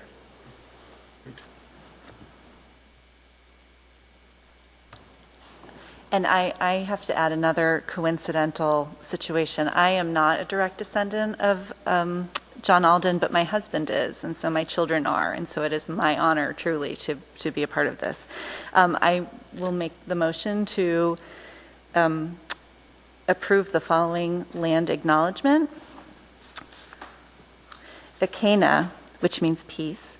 We recognize the unique and enduring relationship that exists between Indigenous peoples and their traditional territories. We acknowledge that we are in the ancestral homeland of the Pokanoket tribe within the original territory of the Pokanoket Nation. We commit to ongoing efforts to recognize, honor, reconcile, and partner with the Pokanoket people whose ancestral lands and water we benefit from today. Akena, I believe that's how you pronounce it, which means peace. A motion's been made. Is there a second? I would like to second, and if we can add context of what it will mean to adopt the land acknowledgement. If you, why don't you second it, and then we'll have further discussion. So second. Okay, motion's been made and seconded. Further discussion, please.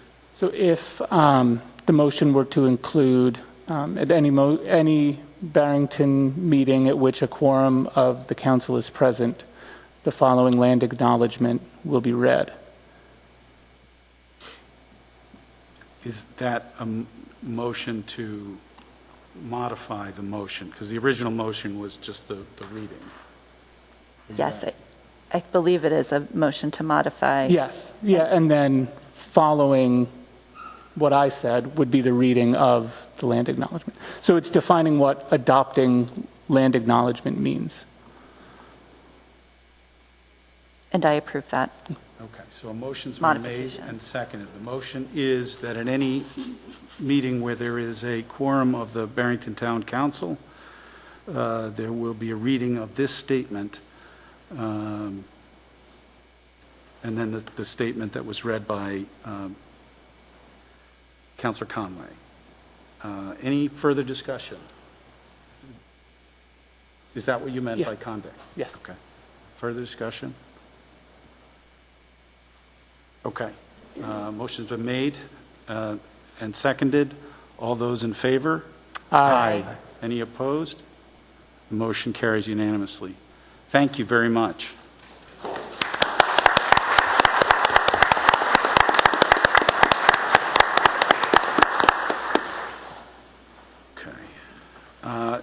Next item on the agenda is to discuss and act on minimum wage, and this is Councillor Castell and Councillor Breyer.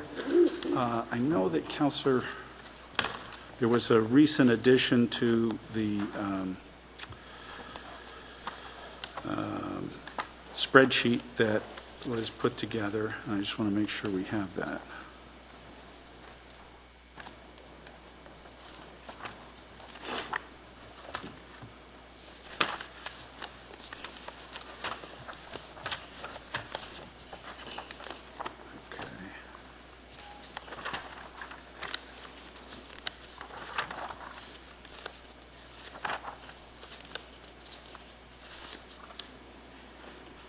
No, that's not it. Sorry, I'm having a little trouble with our internet, so We're going old school on this. Okay, I've got it here. Councilor Breyer, did you want to start our discussion on this? Councilor Costello, would you like to take the lead? Yes. Given the state of what we've seen with the economy in the last several decades, we've seen an exacerbation of income inequality and a recognition, I think, by the broader public that it's a serious problem, that the minimum wage is nowhere near, the federal minimum wage is nowhere near a livable wage. President Biden has recently issued an executive order that federal workers will be paid a minimum wage of $15 per hour. It is closer to a living wage. It is not what a lot of economists would consider a living wage, but it is an improvement and a major step forward. We've seen municipalities, including Milwaukee, Tallahassee, and New Orleans, also adopt similar measures to pay their municipal workers $15 an hour. Now, that is not going to put a major upward pressure on wages in general within any organization, given that the average wage of a non-supervisory worker is $24 an hour. But it will affect families in a positive way. It will give back to municipal employees in the town of Barrington who deserve proper pay, fair pay for the hard work that they do. And I think that most would acknowledge we have a strong municipal workforce.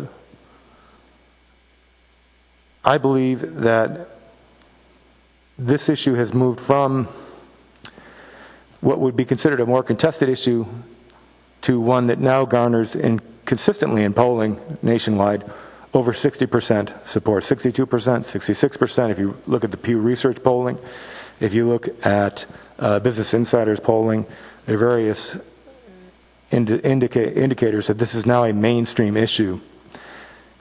If we vote for candidates across the board, and I believe most or many, certainly most of us have, who support the $15 minimum wage, the fight for 15, as the movement's called, I think we should live those values.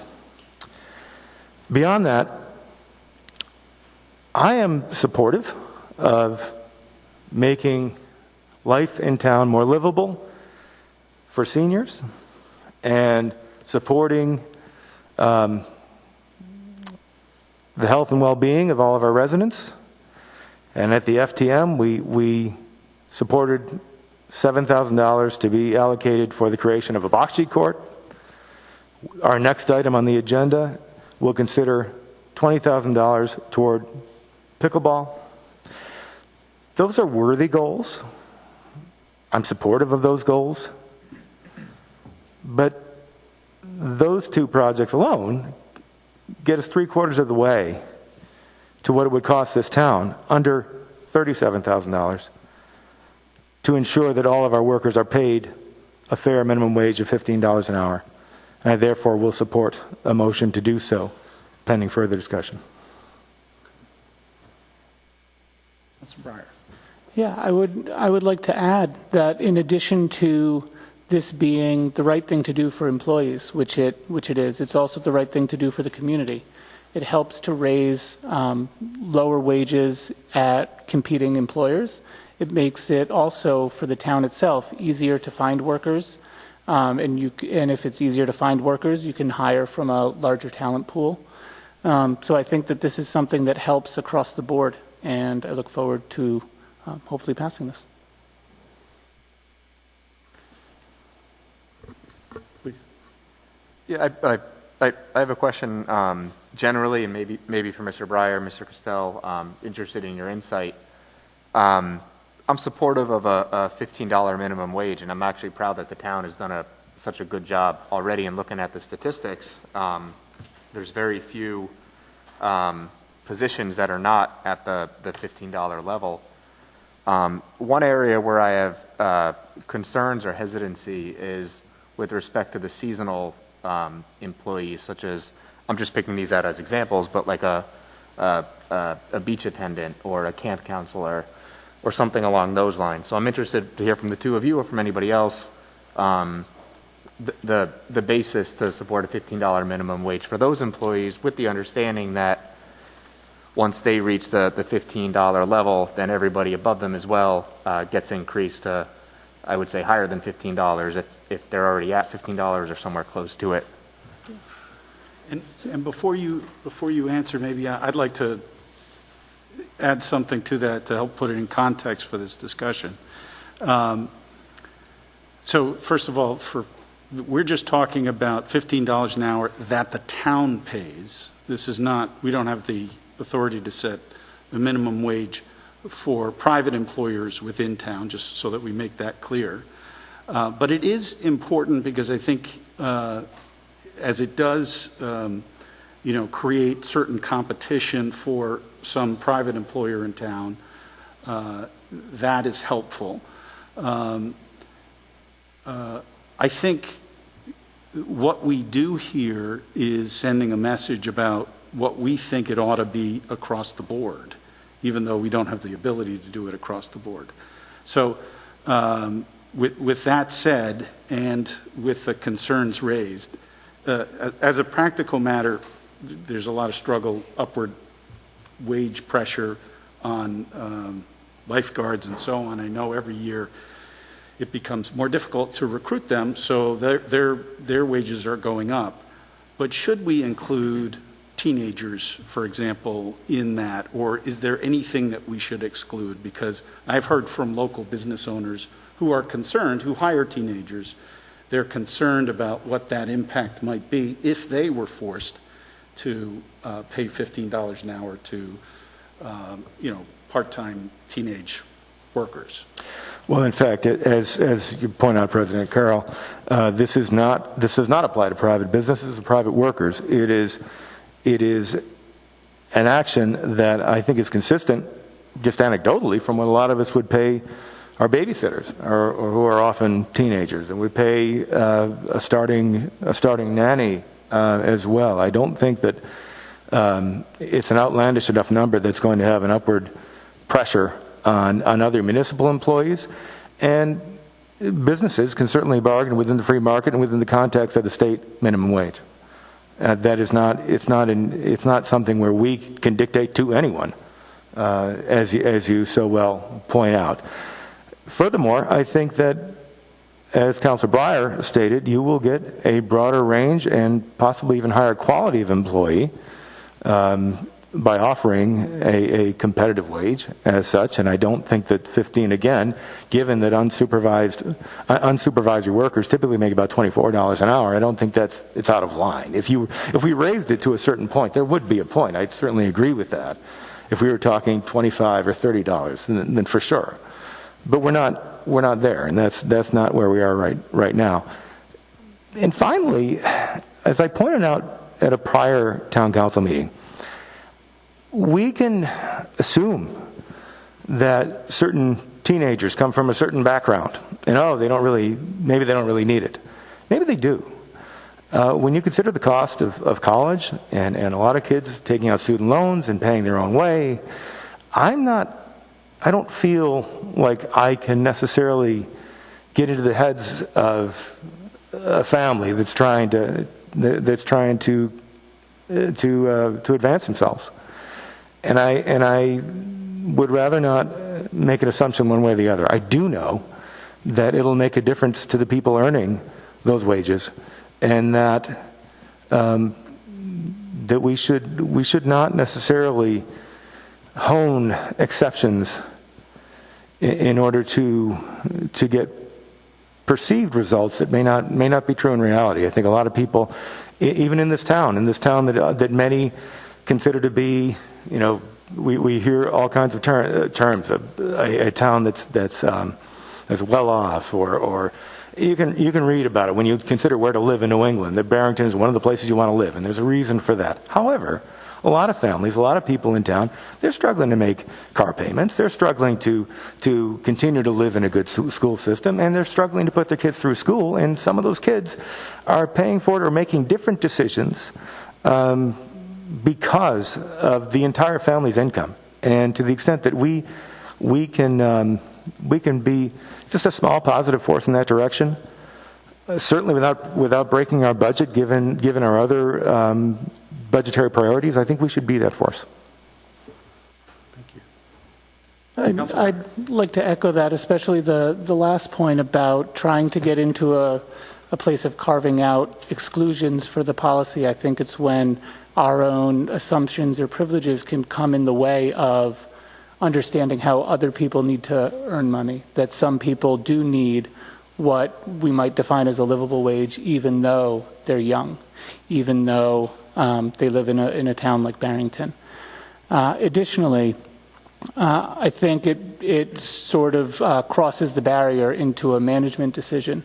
It's either a $15 an hour minimum wage policy, or we're setting wages for certain employees, which I don't think we should get into. And so I support a $15 an hour minimum wage policy, and that's across the board. Would anyone from the public like to be heard on this? Please come forward. Mr. Delchinos.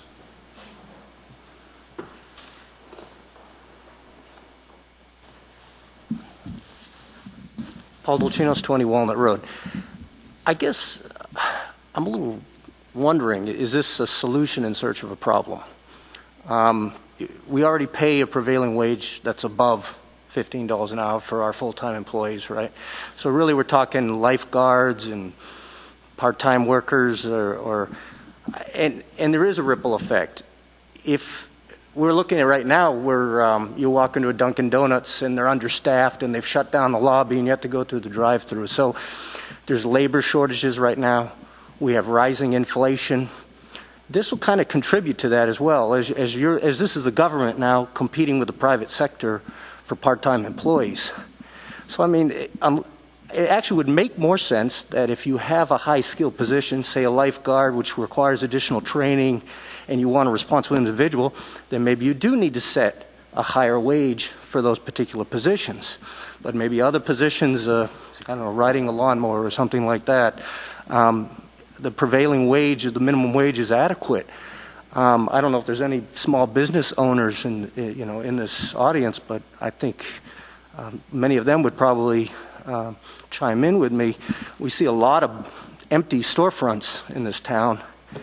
And I know a lot of employers are having trouble getting employees.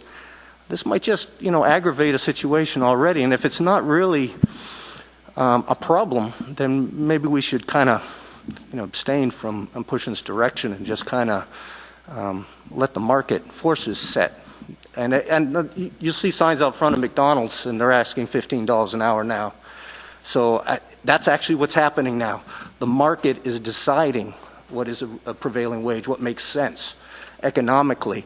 So I don't think it's the government's position, the local governments, to kind of step in and raise that floor, raise that, when if there's not a reason. And I would support that you instead look at the particular positions that you're having trouble filling, and those be the ones that you would probably want to raise the wages for, and not make it a blanket policy, one size fits all across the board. That's my 2 cents. Thanks. Thank you. I would say probably the best conservative argument for raising the minimum wage that I've heard, made a ton of sense, was if you work at, and I don't know that I think they've started to raise wages, but if you've got the folks who are working at Walmart, and they're working a 40-hour week, and they're not taking any vacation, and they're on government assistance to buy food at Walmart, then the government is interfering, because the government at that point is subsidizing Walmart to pay people less. And we need to pay people enough so that they can feed their families without having to go on government assistance. If you got to go on government assistance on a full-time 40-hour a week job, then there's something wrong with the wage structure. I think in Barrington, you may be right that it's not necessary at least in the coming years, because I think it's going to be awfully hard to find people.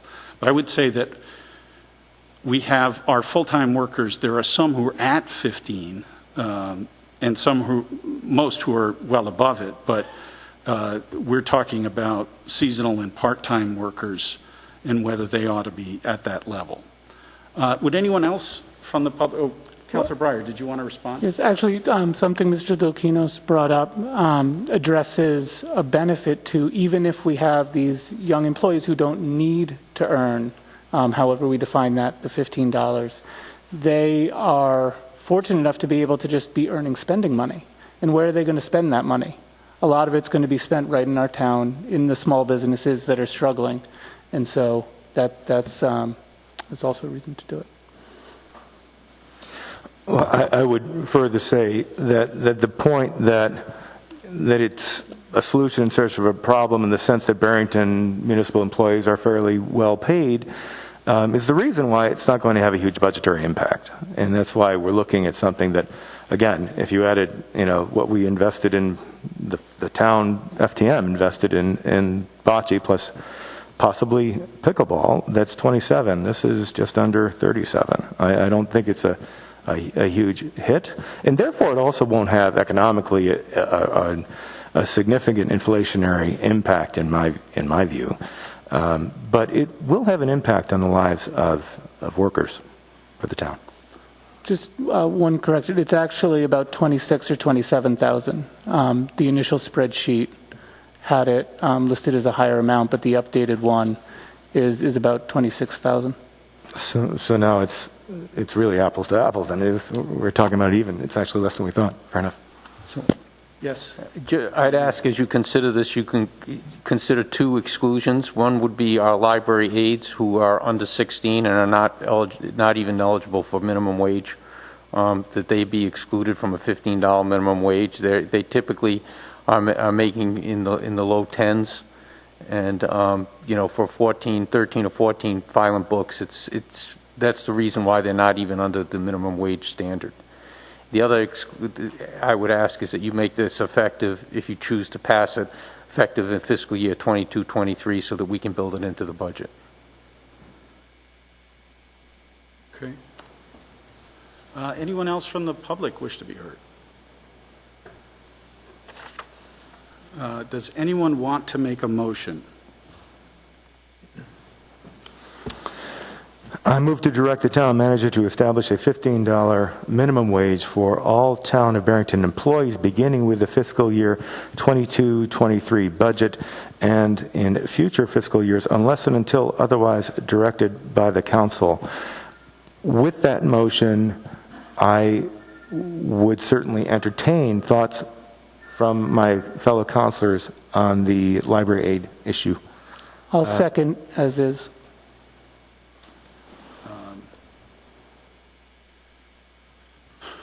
How many library aides are there?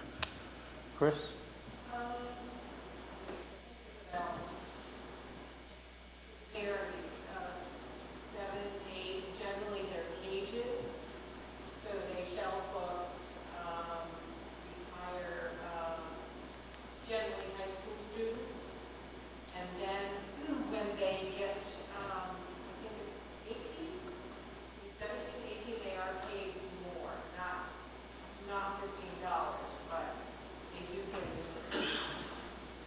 How young are they when they're? What's the youngest you hire? We usually hire 15 and up. I would be inclined to hold the line on a $15 wage for 15 and up. I don't think we're talking 10-year-olds. Okay. Any further discussion? Motion's been made and seconded. Yes, Vice President Hum. Yeah, I just further want to reiterate, I still have hesitations on the library aides, and I also have hesitations on seasonal employees. I think, for example, if there's a lifeguard position and the town values that position as a position of such importance, I think the town should pay whatever the prevailing wage is. But for seasonal employees, I don't think it should be a mandate coming from the town. That's just the way I see it. I do support $15 for full-time employees. I support $15 for part-time employees who are non-seasonal, save for the aides that we've discussed. But I don't support $15 for seasonal, in terms of a mandate at least. You have anything?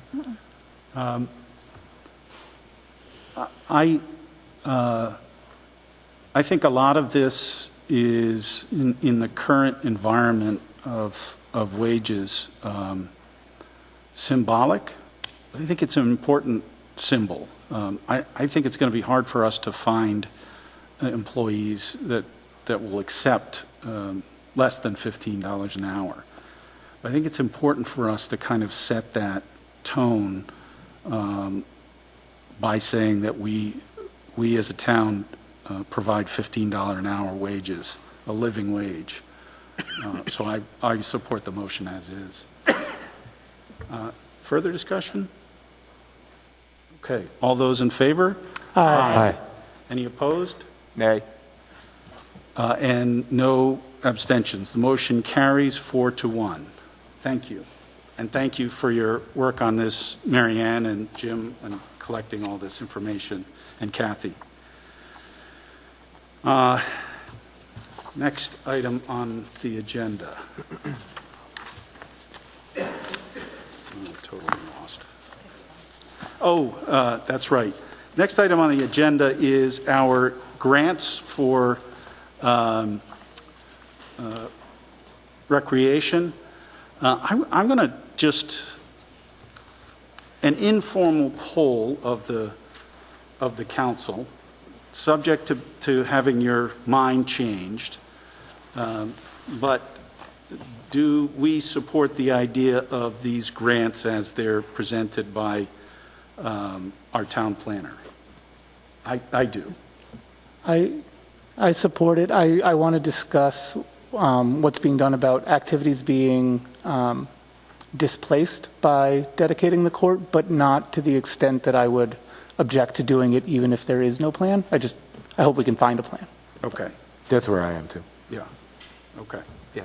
Okay. Phil, and, could you? Yeah, I'm sorry. And I was just going to actually echo what Mr. Breyer said. I feel the same way. I'm in favor, and I'm going to vote in favor of both these proposals, but just want to make sure that those who are displaced, we can accommodate one way or another. Phil, can you take us through both of these points? So DEM has made available this grant opportunity, which we've taken advantage of a number of times in the past, and they require a 20% local match.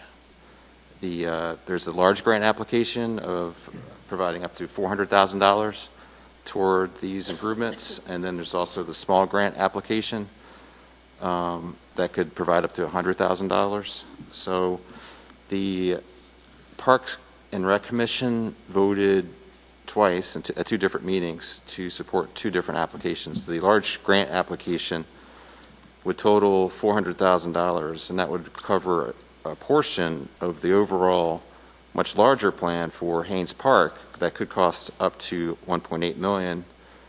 And that includes major field upgrades and adding parking, some trails, some other amenities at Haynes Park. And the town has a 30-year park use agreement in place, so this would be a long-term investment in a park that the state has, but we maintain. And then the state has actually said that we can apply for this money, we control the site, and they found our conceptual plans consistent with our park use agreement.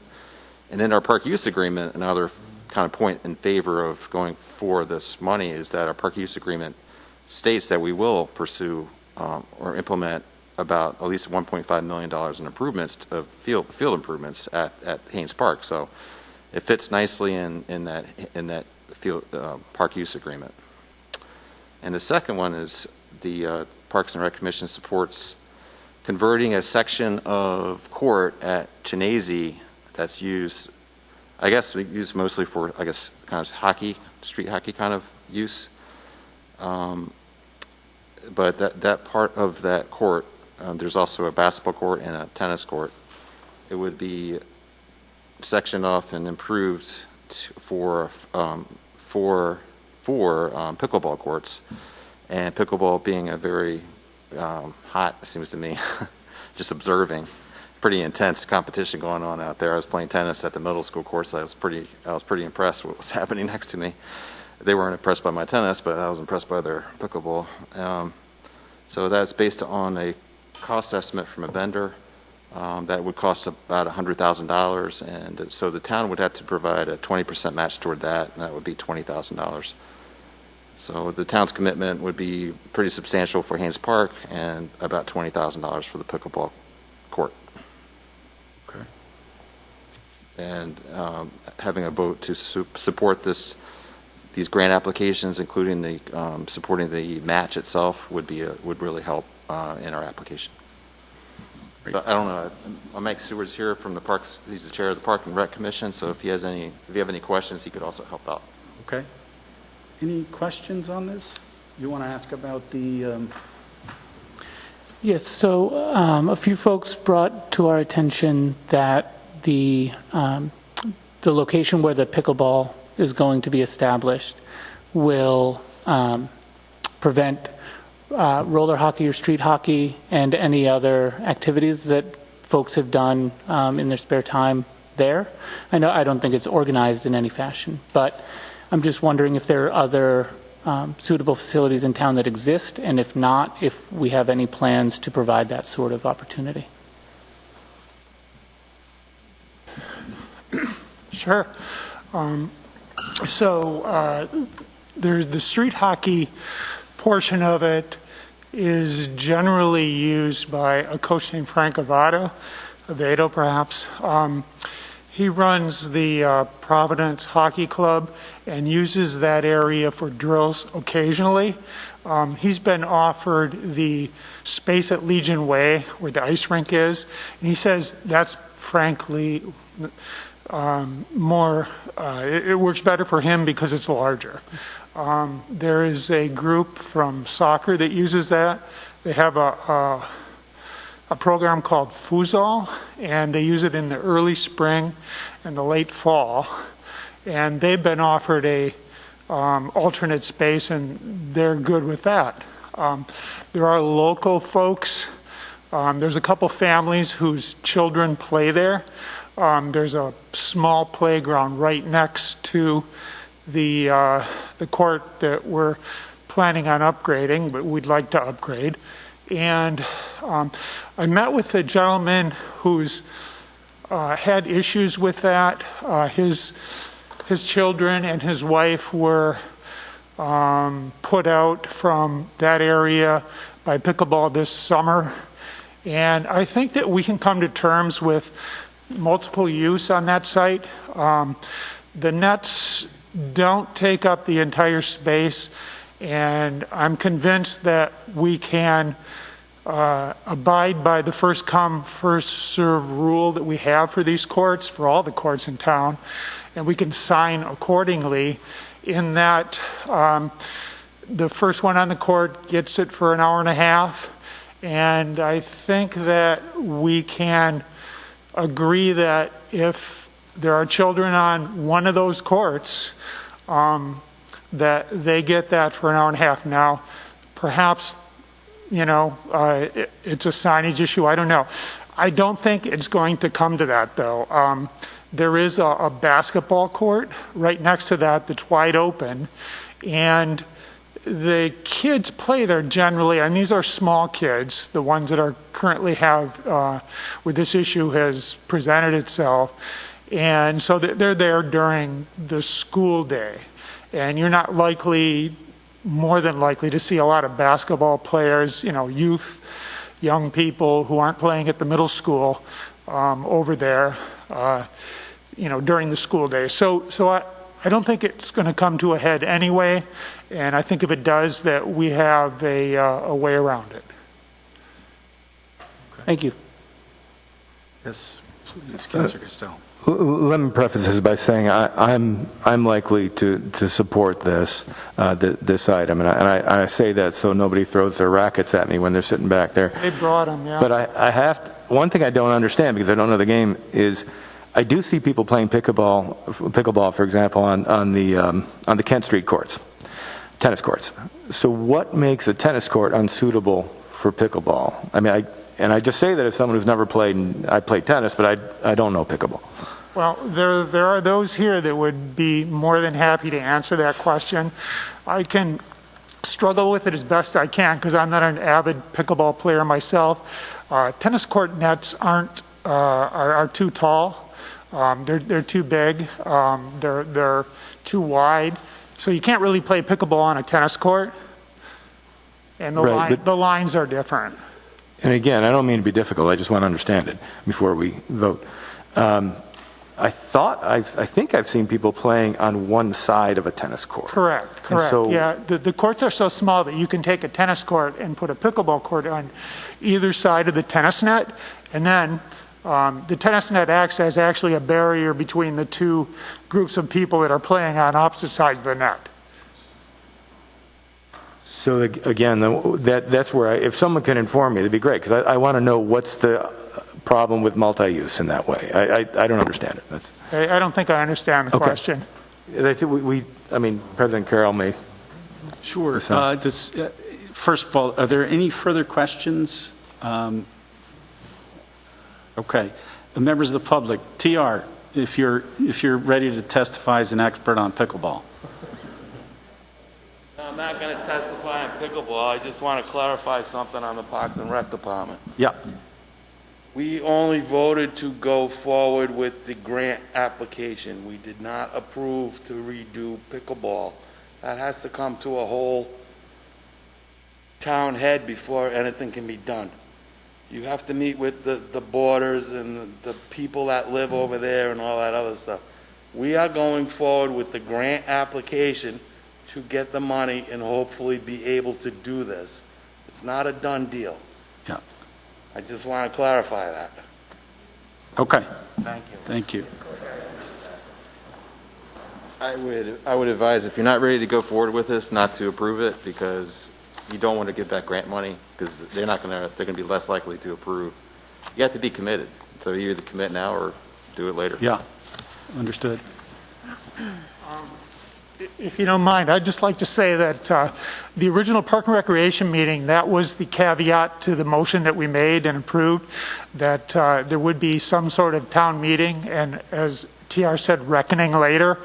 But since then, I've contacted all the parties involved, and I worked diligently in the last few weeks to try to dig up folks that felt one way or the other. And so I think that we've reached a point where, I think that issue is more or less resolved.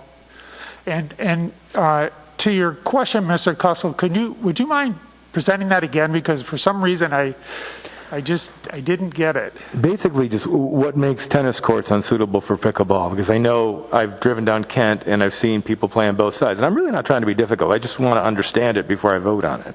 Right. Okay. So again, like I said, it's not suitable for pickleball, but the area that we're talking about upgrading isn't a tennis court. It's a wide open. It's the east end of the Chinese courts, and there's nothing there. It's just a big, in other wide words, open space. And I think we may have someone who can answer the question. If you can play pickleball on half a tennis court, as I think I've seen people do driving by, then why not just keep them multi-use tennis courts? I don't presume to know, and that's why if there's someone here who can explain that, I feel I should know that before I vote. So there are a lot of pickleball, or a lot of tennis courts at the middle school, the new middle school development, and they've been striped for pickleball, but they can't be used during the day, during the school day, because, the school kids are using them. And so the pickleball folks who are here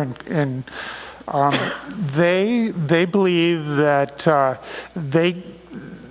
they need, because many of them are retired, they need a space during that school time to play. Now, there are a couple of pickleball courts at the Kent Street court, but it's not adequate enough for the number of people that want to play pickleball during the day, during the school day, when they can't use the middle school.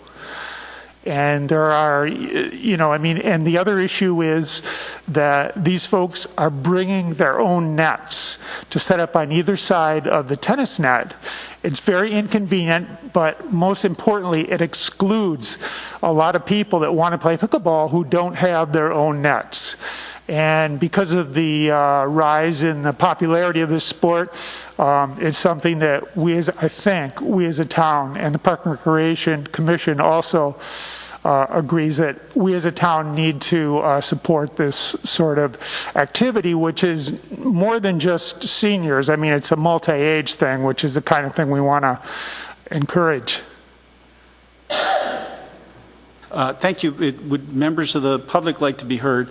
And before we do, I played pickleball, so I think explaining the court would be fine. I'd ask that no one try and explain the scoring, because that's going to require a whiteboard and a slide rule of some kind to do that calculation. I still don't understand it. I just took the word of the person I was playing with for it. So does anyone want to be heard on this? Can I Please just come forward. I just want to say thank you to Mr. Seward, who sounds like really went above and beyond in reaching out to everybody around the Haynes Park field and the folks who opposed this change on the courts at Chianese. I think that's terrific. It's very helpful for us to know that you've done that work. It's appreciated.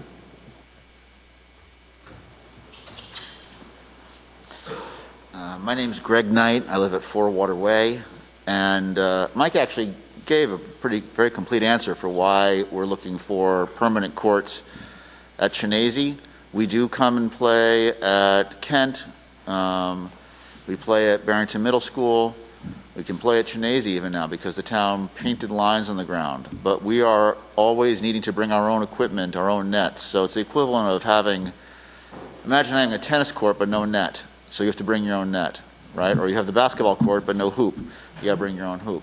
So we're bringing our own equipment to play, and we have an enormous number of people playing already just that way. And we'd like to get permanent courts in town, both nice for us, but particularly for people who don't have nets, who want to come and try the game and sport and don't want to invest the money and lug it around, or maybe aren't strong enough to do that. So that's the primary reason that we're looking to get permanent courts. That makes sense. And again, I apologize for taking more time with this than necessary. I just felt like I had to understand it if I'm going to vote on it, and I don't know the game. So, yeah, good clarification. And Mike, when you need help with the scoring, you let us know. I'm going to vote for it even though I don't understand the scoring. We all struggle with it. Thank you. Thanks. Anyone else? Please. Hi, good evening. My name is Bram Berkowitz. I'm at 207 Foot Street, so I'm actually literally right around the corner from the park. So I actually have more of a vantage point than probably most of you here about what actually happens at the park. And while the Parks and Rec Commission has done semi-diligent research, they actually do not have the whole picture of what goes on in that space. Most of it is, in fact, unorganized, as in it's not an organized sport that you can go to a board and say, hey, what are you guys going to do? Where can we move you? They're not pinballs, okay? The issue here is that you're dealing with families and children and people who are individuals. Like, unfortunately, I'm not personal enough with the people there to be able to tell you who they are, but I'm going to tell you they're not represented here. And so anything that you vote on, you're not voting on what the actual people who use the facility have to say. There's been nothing posted there. Nobody has told anyone, except Mike happened to reach out to me a couple of days ago and say, oh, by the way, we're taking a vote tonight. So you're voting on something that this group of people who is very adamant about what they want, and they are here, and that's fantastic. I encourage my kids to be adamant about things and to support causes. And it's fantastic that they're participating in organized sports. I've lived in this town literally for the past 33 years. I've grown up here when the baseball fields were terrible, before we had lacrosse courts. The town is evolving.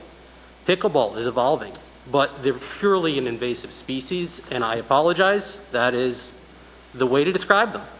They came in, they demanded courts, they got courts. They demanded more courts, they got more courts. They demanded lines on other places, they got them. And that's fine, and that's dandy. And, you know, Mike mentioned, unfortunately, a run-in that some of the toddler moms ran into with some individuals where they were literally ran off the court because the sign says no wheels. Well, they had strollers that day. And somebody had the gall to tell them, you have to get off the court because you three moms happen to have strollers.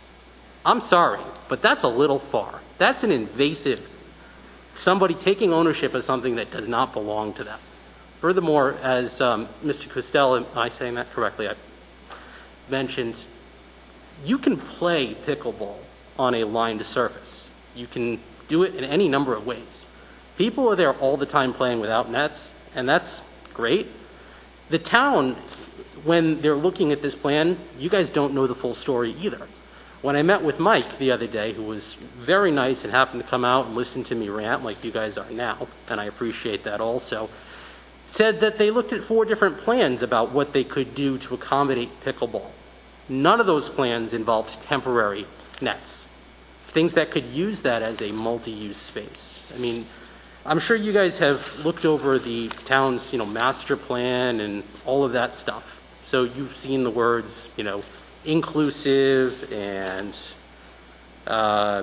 diverse, care, but this is not diverse. This is literally a group of people who are sitting behind me, and I'm sorry, I don't mean to offend anyone, saying, we demand a space. And they have plenty of space. But there are a lot of things that nobody is looking at here. Now, I'm a financial advisor, so I actually solve people's problems for a living, logically. So I've spent a good amount of time talking to a lot of people who are not represented here, and I want to bring you some of their concerns that are not mentioned and you guys have no idea about. So in addition to the fact that that space would become literally a single-use space, we've used the words multi-use pretty much in everything that you guys have spoken about tonight. Inclusive. That would be anything but. Now, when we talk about evolution in sports and things that are coming in, well, pickleball is just one example. Can you think of any other future sport that might come in that has a hard surface where you need an open area? Probably not right now. But once you put up those permanent nets and those permanent barriers, that space is going to be used for one thing and one thing at all. So good luck with that. But anyway, the biggest thing that I want to mention to you guys is when I talk to people in the actual community who you're involving, the direct area, some of the biggest issues that you may or may not already be aware of are parking. Have you ever been there on a Saturday? Mm-hmm. Have you seen what happens when soccer and baseball and sometimes lacrosse are all happening simultaneously? Well, now you bring pickleball in there, which I guarantee you people want to play. There's no doubt there's an interest, and that's awesome, but there's nowhere to park. So nobody has done anything as far as with that. That's going to be a major issue. The other thing that you're going to have is once you install permanent courts, well, there's only 6 courts that are going in there. And we know that when pickleball is popular, they take up the whole space. We've already seen that at Kent, and that's why they forced their way over to Shenandoah. Well, what's going to happen there is the people who are avid about tennis aren't going to be able to play tennis because those courts aligned. And remember, tennis is 1 court, pickleball is 2, and when somebody's playing on one side, you can't play tennis. So there's a lot of things that I think are going unresolved and not looked at, and you guys may have already made up your decision, but I encourage you to look at the bigger picture here, not just the group of people behind me, because you're not just impacting the people behind me, you're impacting the people who are not represented here. I think that's everything. So I appreciate you guys listening to me. Thank you. Thank you, sir. I had one question. Just living in the neighborhood, what are you observing in terms of what is happening on the street hockey area? Or what are you? You're right. I don't live there, and so what are you seeing? So mainly during the week, what you do see is a lot of pickleball presence, a lot of tennis. There's a guy who, like I said, I don't know these people formally. There's a guy who drives a Porsche. He has tennis lessons there regularly. He usually has a couple sessions. On Thursdays, there's a group of pickleball people that get together in the morning. They're nice. We've spoken, and we've shared. Like, we had my daughter's birthday party over at the playground. We gave them pizza and some cupcakes. They were nice. I mean, I want to be sure that I'm clear. Everyone who's here to support pickleball is by no means a bad person. That's not what I'm saying. I'm just saying the plan is very flawed. Anyway, your question. I'm sorry, I got off track. There's a lot of kids who are playing sports over there that, like I said, they're not specific sports. You're going to see kids playing soccer. There's organized sports that you know about, like the foosball, the hockey. There's a girl over there who regularly is over there. She's doing some sort of roller skating. I'm not sure exactly what it is. A couple of weeks ago, there was a formal actual roller derby type practice going on. But a lot of it is just kids kind of just messing around in the area. And a lot of times when the kids are over there, it's because the other spaces are in use. It's not because the space is going unused.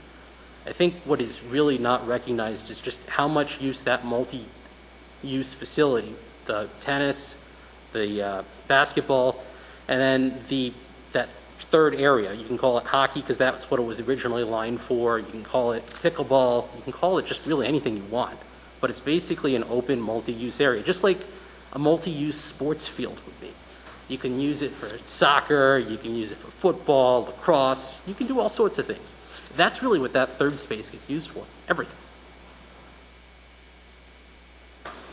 Am I, and this would, well, first of all, my concern was also similar to Councilor Breyer and Vice President Hum, and as to who we are displacing. So if that's a fair summary of that, then at least I have some understanding of that, because that is an impact. Have I misunderstood things, though, in the sense that my understanding was that we're not entirely displacing tennis and basketball in that area, correct? Or am I wrong about that? So you're not displacing basketball, but the indirect issue that's going to come up is when you designate an area and say, hey, this is central, you're going to have everyone going there because they're going to say this is where our court is. Well, there's only 6 proposed courts. That's not going to be enough when there's people playing. And that's why they already overflew from Kent over to Shenandoah and the middle school, because they don't have enough courts to begin with. What I proposed to Mike was putting together, I mean, if we're going to spend $20,000 approximately, you can buy movable nets for in the range of about $1,200 to $1,500 a piece that are mobile and easy to move. They're on great big casters. So you can easily just push them out of the way when they're not in use and put them in when you want to use them, which actually means that we can have not just 6 official courts, but more than double that. And we can spread them out among town to make them even more accessible to other areas, not just that one particular area. And I think that best utilizes the town's resource as basically making everyone accommodated. The people who want to use it for pickleball, the people who want to use it for other things, and also not restricting the town to only having one set area. It's just going to be another one set area. And we're drawing from an area of strength as well. If you look at the master plan and all of that, we look at all the number of different fields and tennis courts and all of that, and you look at the number of other use facilities, and it's a very drastic difference. Yeah, that's a good question. Mr. Hervey, if I may ask you, if we were to have a temporary netting, which if I remember from some of the letters, because I will agree, there are quite a few letters that we've received from the pickleball supporters, to the point where I told Mr. Carroll that my social media algorithms have actually changed, so I'm now getting a number of pickleball advertisements.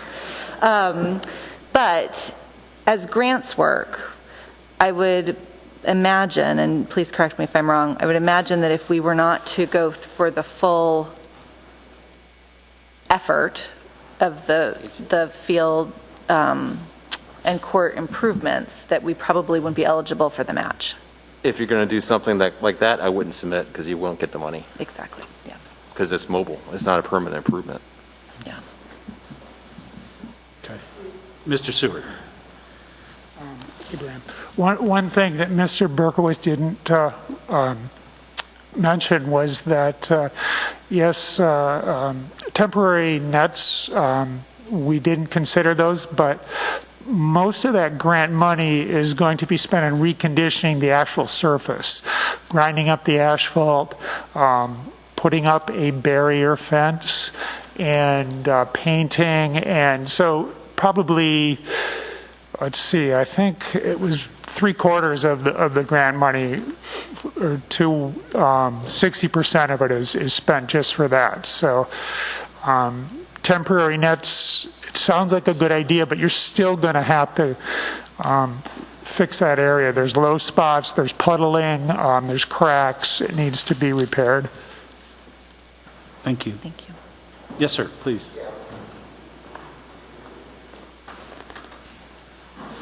I'd just like to address a few of the things that the previous speaker commented on. The one, the characterization of an invasive species is interesting because all these people live in town, so I'm not sure what to make of that. In terms of inclusivity and diversity, this is the sport that's actually incredibly inclusive and diverse. The people, I'm 51, I play with people in their 70s, I play with my 6-year-old. I don't know how many sports in town are that diverse when you're actually engaged in the activity. We're not talking about temporary nets because, well, the reasons I said previously. I think it's time that the rise of this sport in town with its diverse interest deserves to have a permanent space in town. I've been at Chinese frequently to play. I've been at Kent to play. I've been at BMS to play. BMS can be used a lot for tennis. Kent can be like a ghost town most of the week. Once in a while I get a few tennis players. Chinese, there's very little activity there. You get people, yes, there are people who come and shoot some hoops, and kids, toddlers are there, and someone with their Porsche getting a tennis lesson. Now that people are coming, now that lines were painted there, which the Parks and Rec Committee approved last spring, I haven't done a study, but I would assume, and in fact the previous speaker points to it, there's a lot of people playing pickleball there. Again, some of it's just a group of 4 people who come, a group of 2 people who come. Sometimes it's a whole organized group of people who come with their own little app, and 20 people show up and they play for a couple hours. So it's all kinds of ranges, and if we have permanent courts in town, that can only expand and support the community in town. The added benefit is that there's still open space at Chinese. You have the basketball court, again, not often used. It's a very large empty space. There's going to be a new fence between the basketball court and the pickleball court. Which actually improves the safety of the area for all people playing. We've got people who have an issue about playing one sport next to another, and an errant ball flies, and they get hit in the head or down the ankles. So all in all, it's an improvement for the area. Not a step forward, step back, and step forward. Thank you. Would anyone else like to be heard? Yes, please.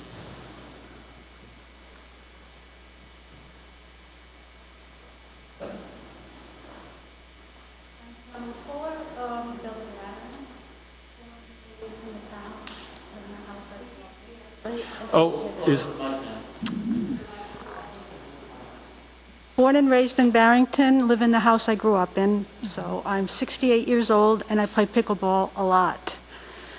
We never demanded anything.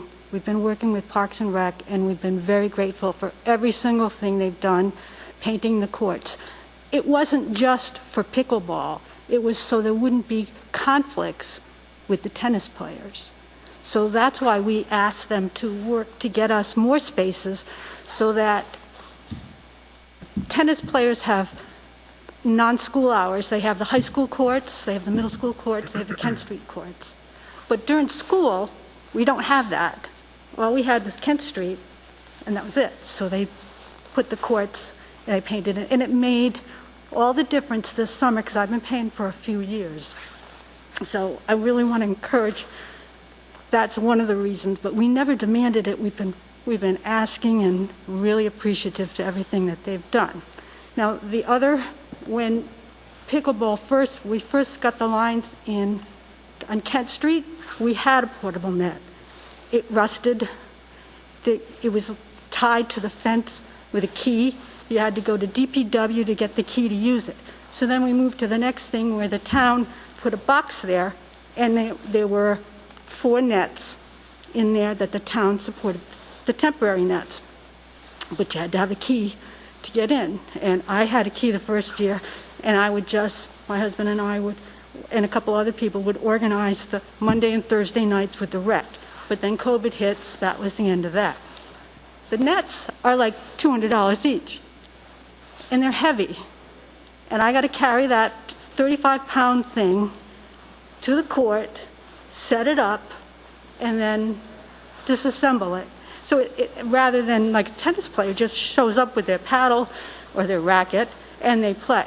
So it's just makes it really, really difficult to play, especially for the new people that don't have a net.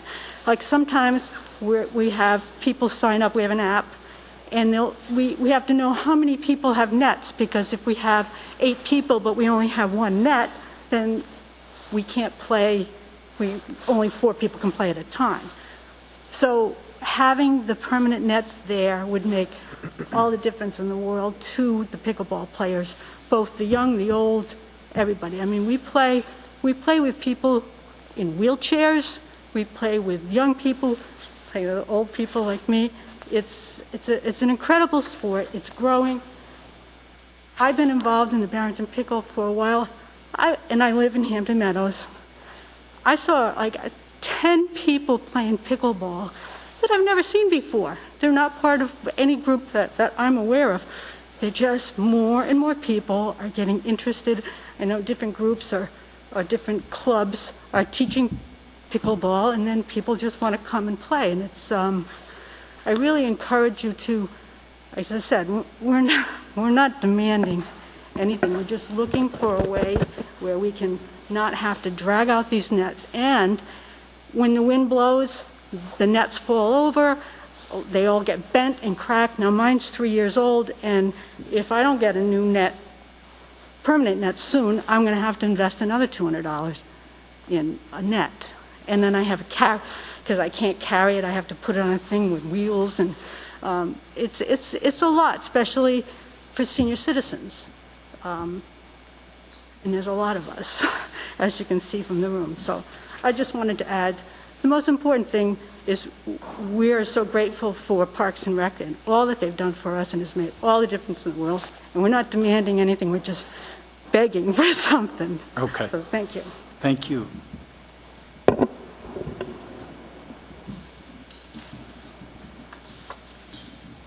Anyone else?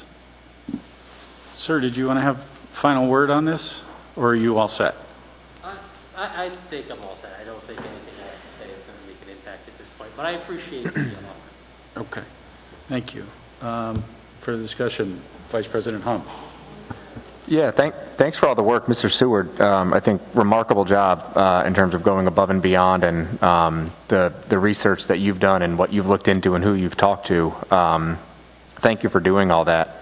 I just mentioned I was in favor of this proposal, but I had concerns about potential displacement. Mine was with respect to the street hockey area, but you addressed those right away, and that was terrific, so thank you. I lived in that neighborhood for 9 years and spent a lot of time over at the park there in the courts for various reasons, so I do have firsthand knowledge in terms of its use and what goes on over there. With respect to this proposal that's on the calendar, I've spoken to people in the neighborhood and have not received any objections to this. I spoke to a couple of people who regularly use the tennis courts there, minimum once a week, typically more than that. They don't have any concerns either, at least that they've identified to me.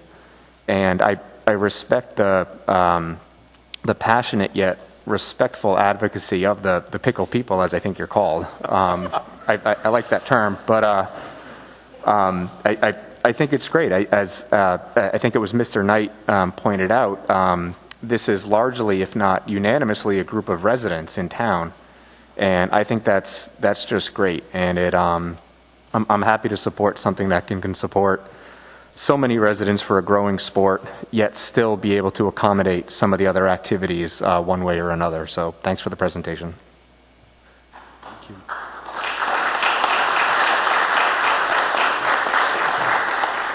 Anything further before anyone makes a motion? Okay. Does anyone want to make a motion?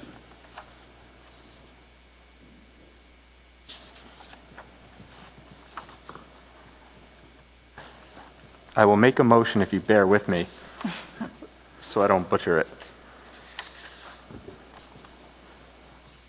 So I move to endorse the submission of 2 Rhode Island Outdoor Recreation Development Grant applications to include a commitment to provide the minimum 20% local match as follows. First, a large grant application totaling $400,000 to support improvements at Haynes Park, including field upgrades and additional parking. The local minimum match would total $100,000, but the overall project is estimated to cost around $1.8 million. Second, a small grant application totaling $80,000 to help fund construction of permanent pickleball courts by converting a portion of existing courts, such as tennis, basketball, street hockey, at Chinese Field off Centennial Avenue. The pickleball courts would replace the section used for street hockey. Is there a second? Second. Motion's been made and seconded. All those in favor? Aye. Any opposed? That motion carries. Thank you all. Yes. Okay. Do I have to announce that? Or just... I'll mention it. So. Thank you all. Next item on our agenda is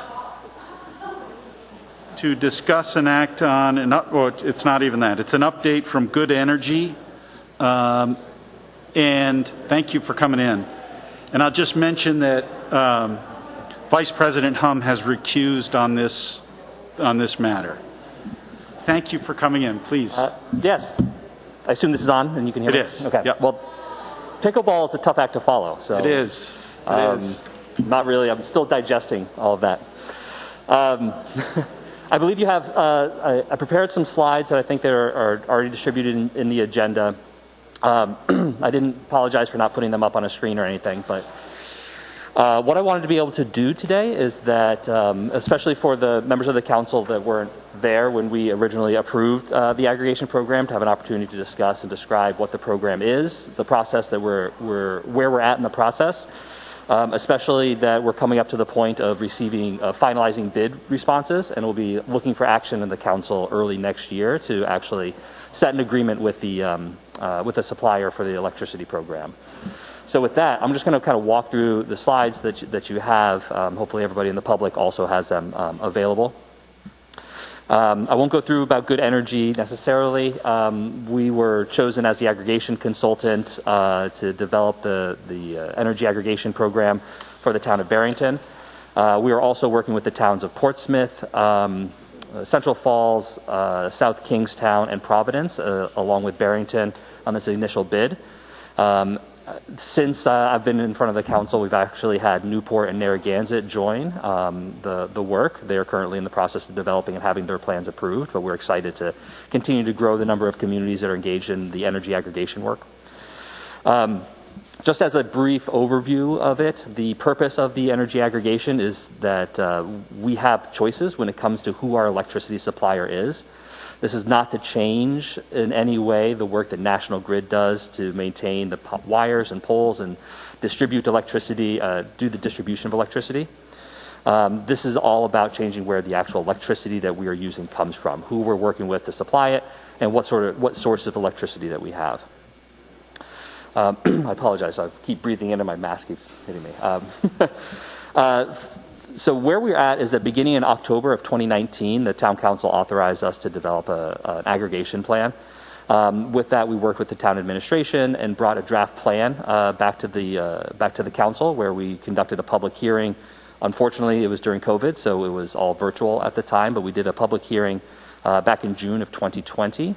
At that moment, based off of the generally positive feedback of the community, we moved forward with taking that approved plan to the Public Utilities Commission. This was the first time the Public Utilities Commission had ever reviewed electricity aggregation programs, so it took a little while to develop procedures for them to do so. It resulted in May of this year, the final approval by the PUC of the aggregation programs of the communities that I already mentioned before.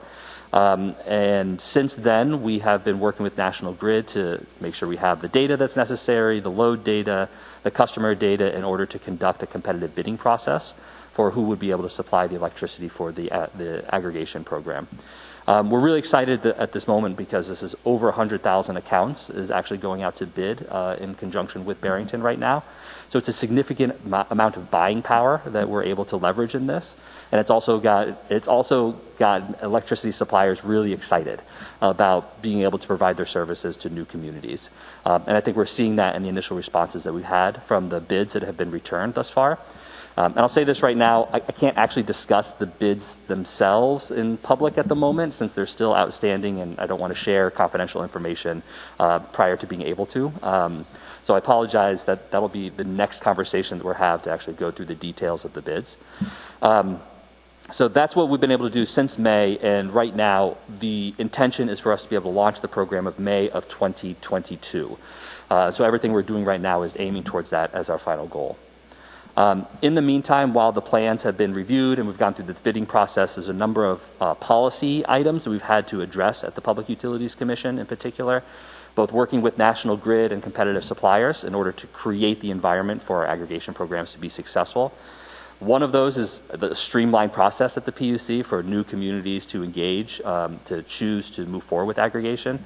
As an example, while it took almost 10 months, 11 months for Barrington's plan to be approved, Portsmouth submitted its plan shortly thereafter and had theirs approved in 8 weeks. They'll never come and thank you for all of the work that we've done for their support, but believe me, I've let them know. And so we're excited that on Wednesday, I'm conducting a public hearing in Newport, and that if they approve their plan, we should be able to submit it immediately and then potentially have them join the group, the buying group, when we launch in May. So that wouldn't have happened if it weren't for the early acting communities that have helped kind of pave the way for this. We've had to work with National Grid to set up the rules. Okay, these programs, if they're going to exist, we have to have data sharing rules. We have to have those type of tariffs in place so that National Grid can share data, consumer data and load data with the community itself and with the aggregation program. We've also worked for a long time on this program called Purchase of Receivables. To distill it down, it's going to allow us to maintain arrearage management programs for low-income ratepayers. Before we did this policy, and if anybody wanted to be on an arrearage management plan, which is where if somebody gets behind on their bill, they can set up a payment plan with National Grid, pay off a portion of the bill, and at the end of it, what's left over is forgiven debt for them. Prior to us doing this work, if somebody wanted that, they had to be on National Grid supply. They couldn't choose anybody else. We've since changed those rules and in the process of being implemented. It also has allowed us to maintain budget billing programs, which is where any customer, if they want, can call National Grid and say, I don't want to pay high bills in the winter or in the summer and low bills in the winter. I'd rather pay one flat bill across the year. In order for that to work with competitive supply, we also had to put in this Purchase of Receivables program.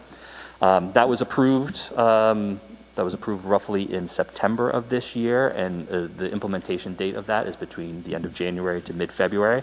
So it will all be in place in those programs for low-income residents, as well as those that want a consistent billing, budget billing, will be in place by the time the program launches. And one of the other exciting parts, and maybe that's just as for electricity and energy nerds like myself, but one of the things that's required is that anytime whoever supplies your electricity has to provide an energy source disclosure label, which describes where did your electricity come from, what were the sources of it, what were the carbon emissions, what were the particulate matter, and the pollutant emissions that are associated from your electricity use. If you've ever actually read one, you probably said, I have no idea what I just read, and I stopped reading about 3 sentences in. I don't understand these tables. So we actually work with the Public Utilities Commission as part of our programs, developed the new energy source disclosure labels, which provide much more accurate and I would say comprehensible information about where our electricity comes from.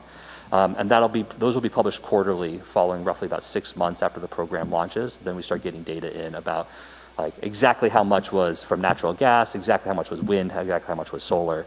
And we're able to publish that and let every resident know exactly where their electricity came from in that way.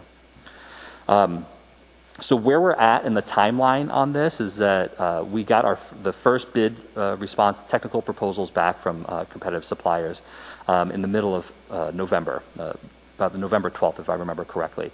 We've done a set of interviews with all of the suppliers, and we've briefed each one of the communities about what we're seeing in these initial proposals. Who do we think is going to be the best partner for us to work with?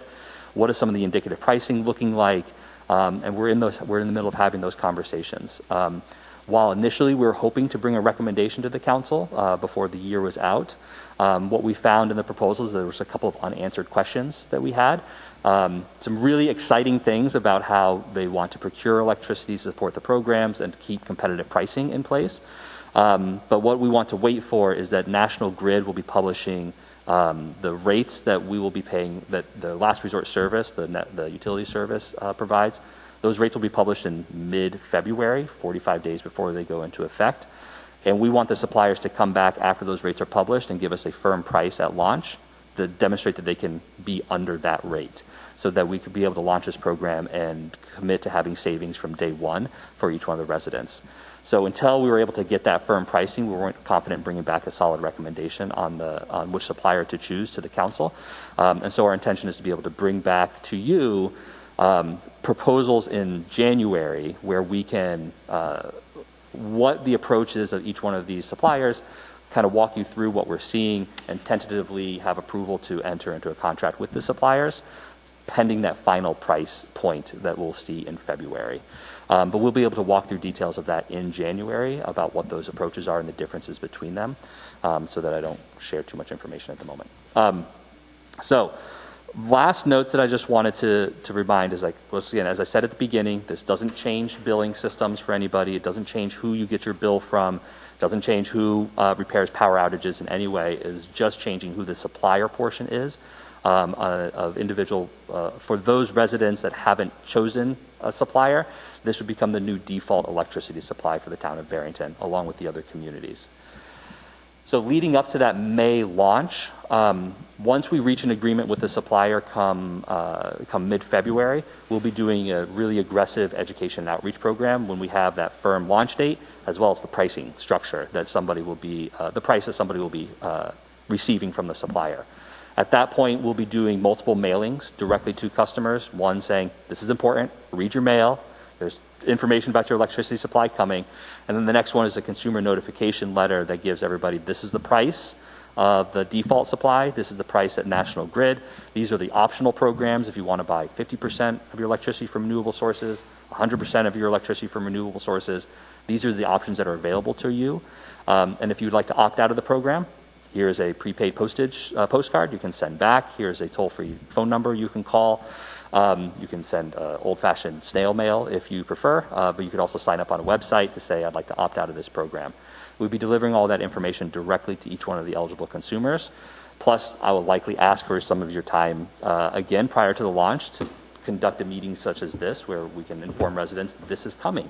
Please come, ask questions, and we can answer them, as well as prior to that launch to do as many of the community meetings as possible within the time frame that we have available, plus as the program goes on. So a lot of that's outlined in the plan, what those presentations will be, but also that's just our minimum. If there are other outlets, there are other organizations, community groups, neighborhood associations, school committees, anyone who's interested in learning about electricity, I am signing up well in advance to say I will be there, and I'll be happy to talk about where your electricity comes from and why this aggregation program is a benefit for both on climate-related reasons to increase the amount of renewables, but also creating electricity supply that's not just relying on the utility.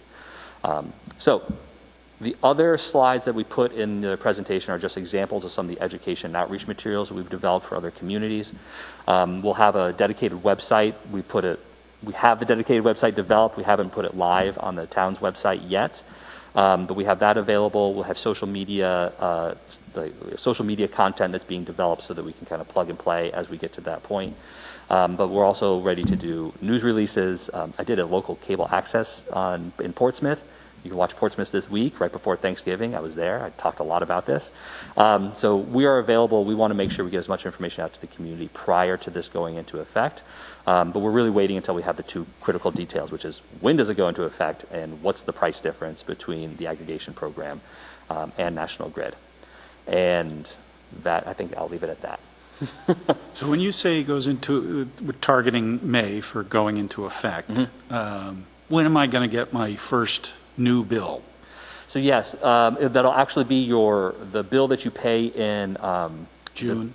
Yes, the June bill. So the meter read in May is when you'll switch from National Grid to the new supplier, And then in June is the first bill where you'll see that reflected, the new rate reflected and the new supplier reflected. And some people have different suppliers already. Yes. And those folks, if they wanted to, would be able to stay with those existing Yes. suppliers? There's no automatic enrollment of anybody that's chosen their own supplier. This is really for anybody that's just, they came, I opened an electricity account because I wanted electricity in my home or apartment, and then I never thought about where my electricity came from after that. So the only folks that are considered eligible customers for this are those that are on that default, what's called last resort service, which is what National Grid provides. Anybody that's chosen their own supplier are not considered eligible customers, though they can always opt in on their own at no cost and no fee. At the same time that anybody that's participating and wants to opt out of the program, switch to a new supplier, there's no fees, there's no costs associated with that. It's just a phone call, an email, a web sign up, and then at their next bill or the next meter read, they'll be transitioned from one supplier to the next. And as one other question that I've often heard is that, what if everybody leaves the program? Are the prices going to go up on those that are remaining in the program? The answer to that is no. One of the requirements for all the suppliers is that the rate that they offer for this is the rate for no matter if everybody in the community participates or if one person participates. That is the rate that's being offered. It does not fluctuate based off of how many people are currently enrolled. And so that I can understand it, because it's a little, National Grid can act as both the delivery service and the supplier in some cases, but they're always the delivery service. That's right. So we'd still be getting the invoices from National Grid? Yes. The National Grid, all the suppliers that we're going to work with use National Grid's billing system, just like most competitive suppliers do, because it's cheaper than developing your own billing department. Yeah. So yes, it will be still maintaining National Grid's billing system, and that's part of the rules that we had to put in place is how do they work with that billing system and making sure all those documents are executed prior to the program launching. Great. Yep. Thank you. Questions, please, Councilor Breyer. Just a little more on the timeline. So first bill in June, because the program went live in May. When do residents have to make their final decision? And when would we be ready for the final communication of this is what the program looks like? Mm-hmm. So I would say beginning at our intention is either at the end of February or the beginning of March is when we'll have, this is what the full program looks like, this is the price point, this is what the notification letters are all developed and look like, and what all those marketing materials are going to be. And then we're going to start distributing them right away to inform people and start the community meetings beginning in March. The formal opt-out period prior to the program launching is going to be, I'm not going to get the exact days right, but it's going to be roughly the third week of March through the third week of April, so the second or third week of April. And that's enough time then for National Grid to actually do all of the enrollments before the May meter reads. Okay. And so that period roughly mid-March to mid-April is that formal, it's officially 33 days where they can opt out of the program before it ever starts, and they'll have never participated in any way. Following that point, customers can choose month to month, as many months as they want to participate or opt out of it. So there's not really ever a final decision. It's just an ongoing decision. You can stay or you can always go back out to the market to choose a different supplier. And so with, I guess, the community workshop or community presentation would be late February, early March. Mm-hmm. So that would give people about 2 to 6 weeks or so to evaluate before choosing what they get started with. Yes, absolutely. Okay. Thank you. Any other questions? Councilor Costello. Are you projecting a percentage or a particular number buy-in based upon other markets that you have in terms of what you're expecting to get out of Barrington? Yeah, I mean, obviously every community is always slightly different and everything, but our expectation is that roughly 80% of eligible customers will participate in the program. Generally, what we see is roughly 20% of eligible customers choose to opt out before the program launches. There are some communities where that rate is higher. There's some where it's lower. I'm just going to give a kind of a broad average of it since we have over 50 programs in Massachusetts active right now. I don't want to assume that we're just like any individual one of those communities. Okay. Any other questions? All right. Well, this was just a update. Great. At this point, I didn't want to come back in January and ask you to make a decision on something without giving you a little heads up beforehand. Really appreciate it. Absolutely. We're looking forward to it. All right. Thank you very much. Thank you.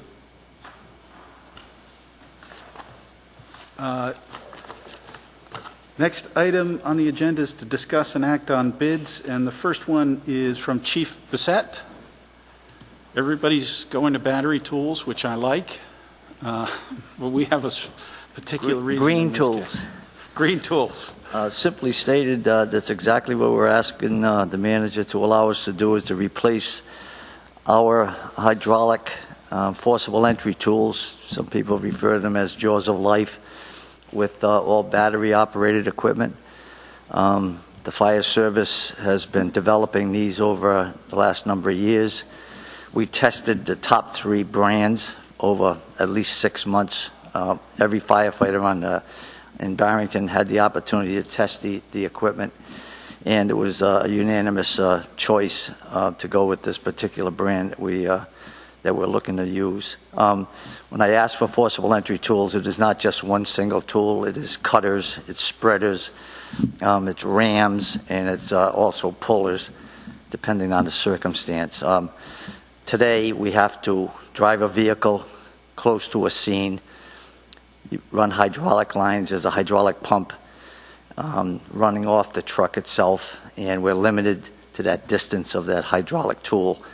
As close as Providence, they used a battery-operated tool in an attic of a dwelling that had collapsed, and it allowed them to get up and lift structural members to get a firefighter that had been trapped in that attic. And this only happened most recently right in the city of Providence. So it gives us that flexibility to use that tool quicker, faster. They're more powerful, and all we need to do is switch one battery and we continue to operate.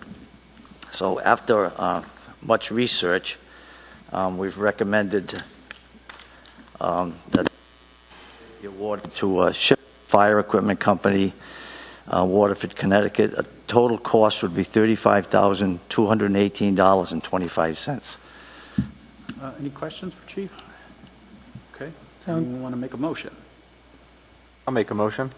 I'll move to authorize the purchase of battery-powered forcible entry tools from Shipman's Fire Equipment Company in the amount of $35,218.25. Second. Motion's been made and seconded. All those in favor? Aye. Aye. Any opposed? Motion carries. Thank Thanks, you. Chief. Next one is to add an additional amount for Fuss & O'Neill for the ongoing resilience and recreational improvement project at Walker Farm. And our outgoing town planner, Phil Hervey, will guide us through that. There's one before that too, but I can do this one right now. This one, I can do this one right now, but that's okay. This is asking for approval of adding $9,205 in additional fees for Fuss & O'Neill to cover tasks that were way beyond what we anticipated when we first went under contract with them, based on the scope of work.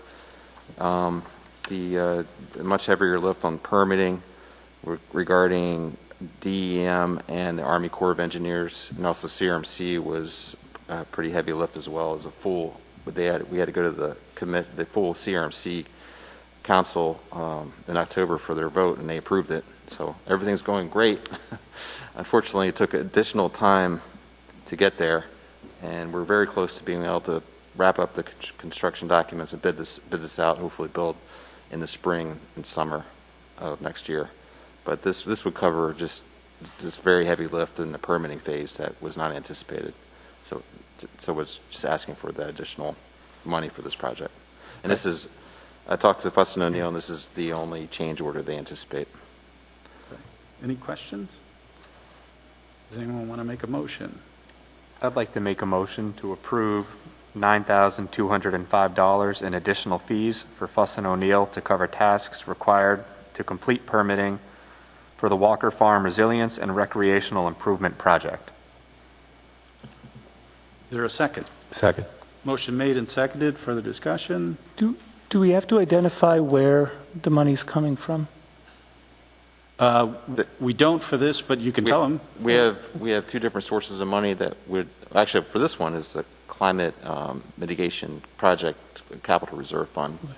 We have about $200,000 available in that fund.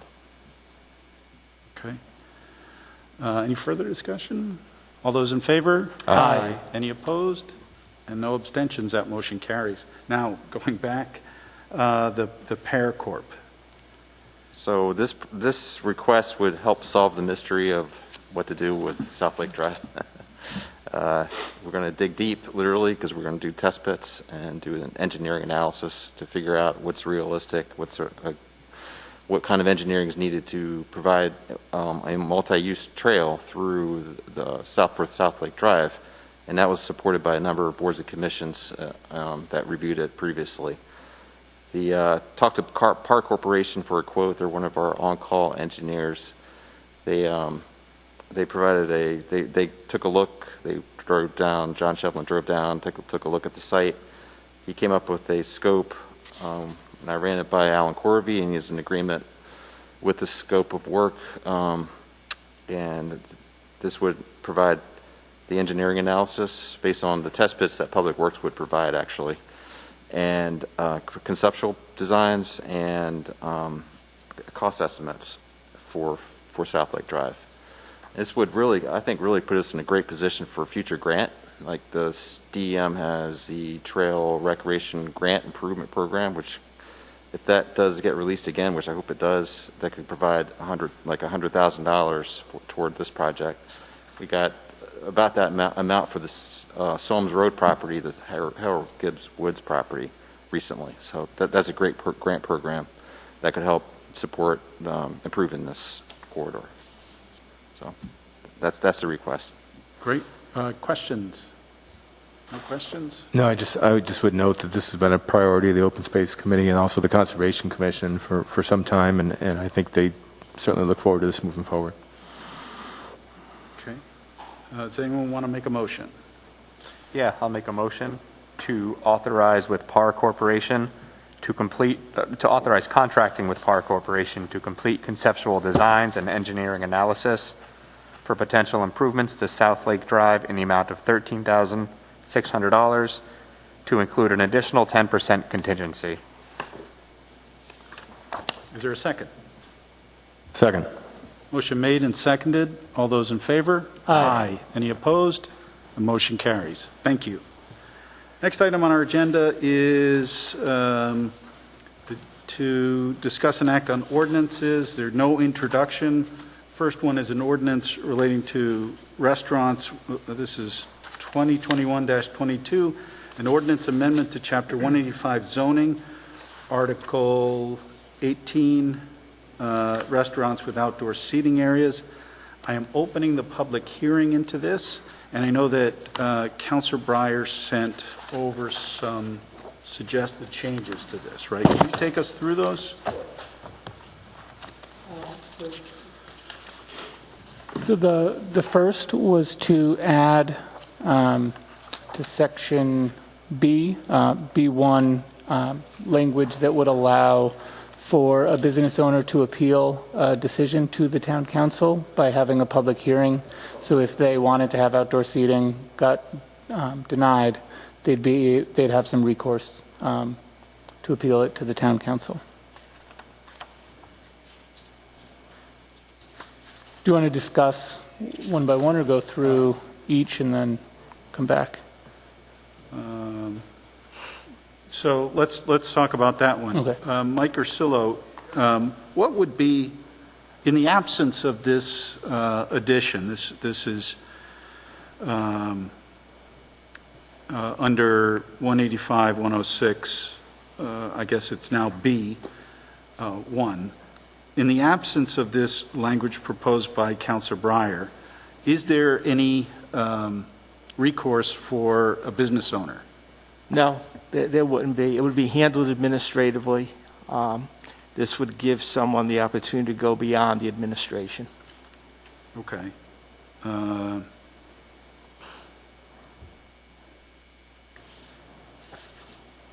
think there's a typo there, right? Councilman Breyer, it says town council. Oh, I'm sorry. No, it's correct. It's correct the way you have it.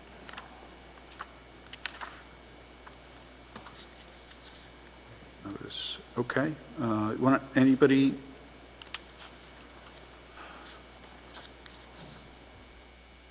I have a question for anybody who knows the answer, whether Mr. Cunha, Mr. Ursullo. Does the town have any similar provisions where there would be a mechanism for an application to be denied and an appeal to the town council? Off the top of my head, I don't believe any of your ordinances, once you establish what the procedures are, I can't think of any off the top of my head.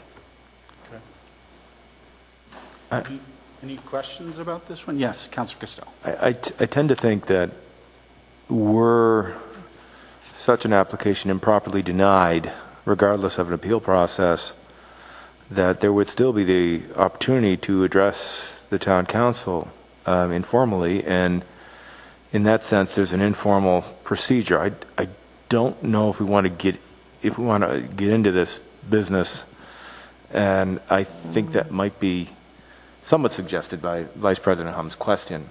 Are you thinking that you're concerned we may get into similar matters and we may become sort of an appellate body for administrative decisions that should be left to the administrative level?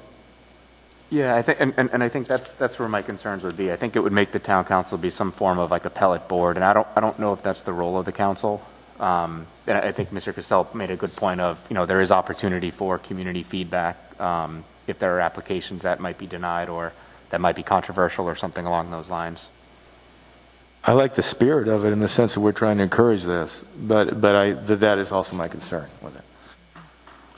Okay. So the next comment, there was a question actually about 36 inches from the outside wall, and you're asking about into the public right-of-way. This would be D. So 36 inches from the outside wall. So the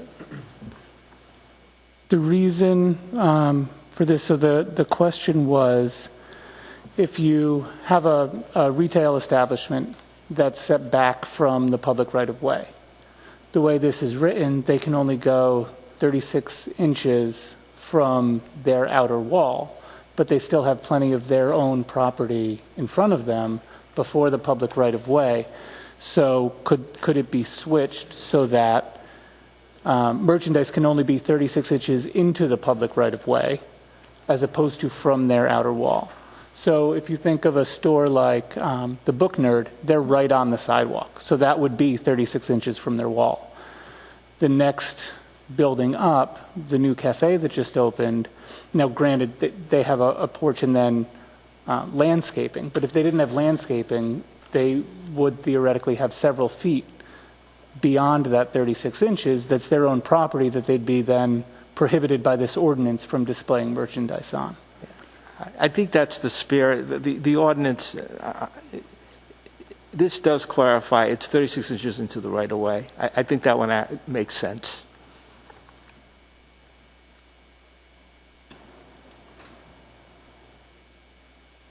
So then I guess that question, I would suggest changing it to the display area shall be no more than 36 inches into the public right-of-way. Correct. That's how I would revise it. Doesn't it, the intro, displays of merchandise for sale, any person displaying merchandise for sale on any public right-of-way or public sidewalk is subject to the following provisions. Isn't it redundant then to say into the public right-of-way? Because...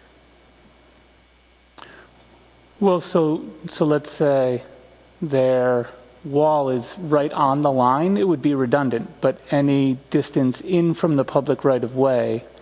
But the intro says on any public right-of-way or public sidewalk. Right, but if the wall is, let's say, 10 inches in from the public right-of-way, they should get to start their 36 inches from the start of the public right-of-way, not their wall. Right, okay. Yeah. Okay. So it's removing from outside wall and replacing it with... Into the public right-of-way. Into the public right-of-way. Is that going to cause a problem? I mean, in terms of sidewalks, 36 inches, Well, some of our sidewalks aren't that big. Sorry for interrupt. There's also a clause that says, regardless of any other conditions, a 36-inch public right-of-way shall be maintained. So if there was only 72, or if there was less than 72 inches, they couldn't have the full 36 in, because that would supersede it.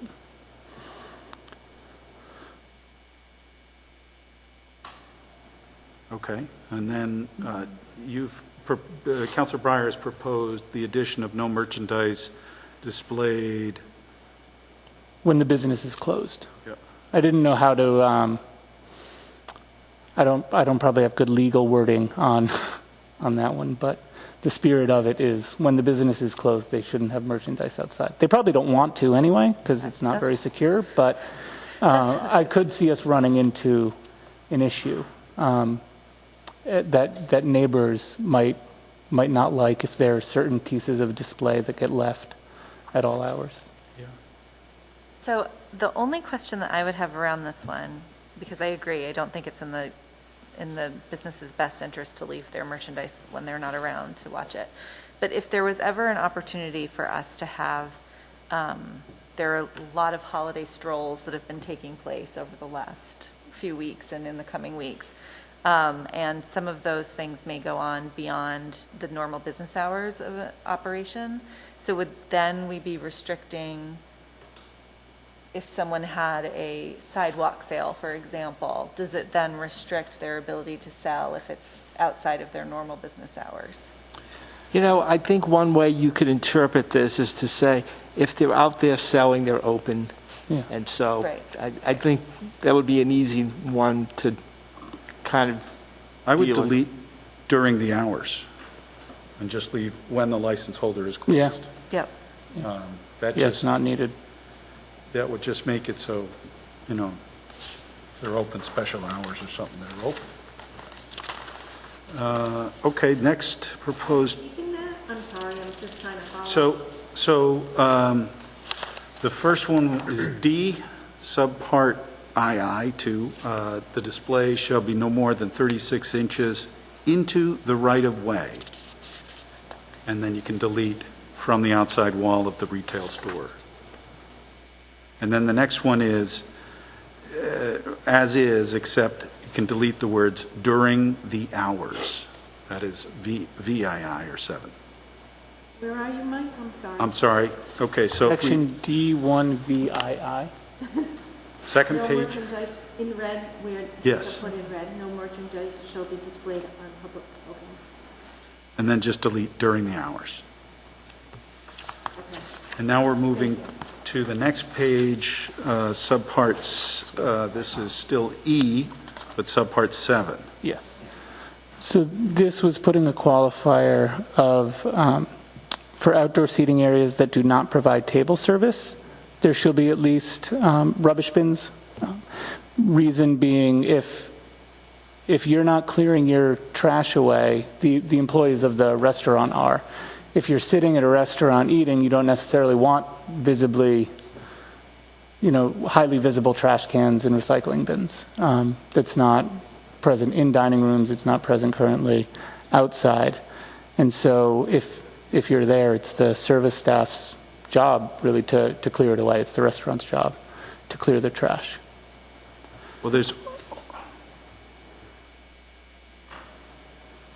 but this already provides for that. You're trying to clarify, even if there's not somebody who's picking it up.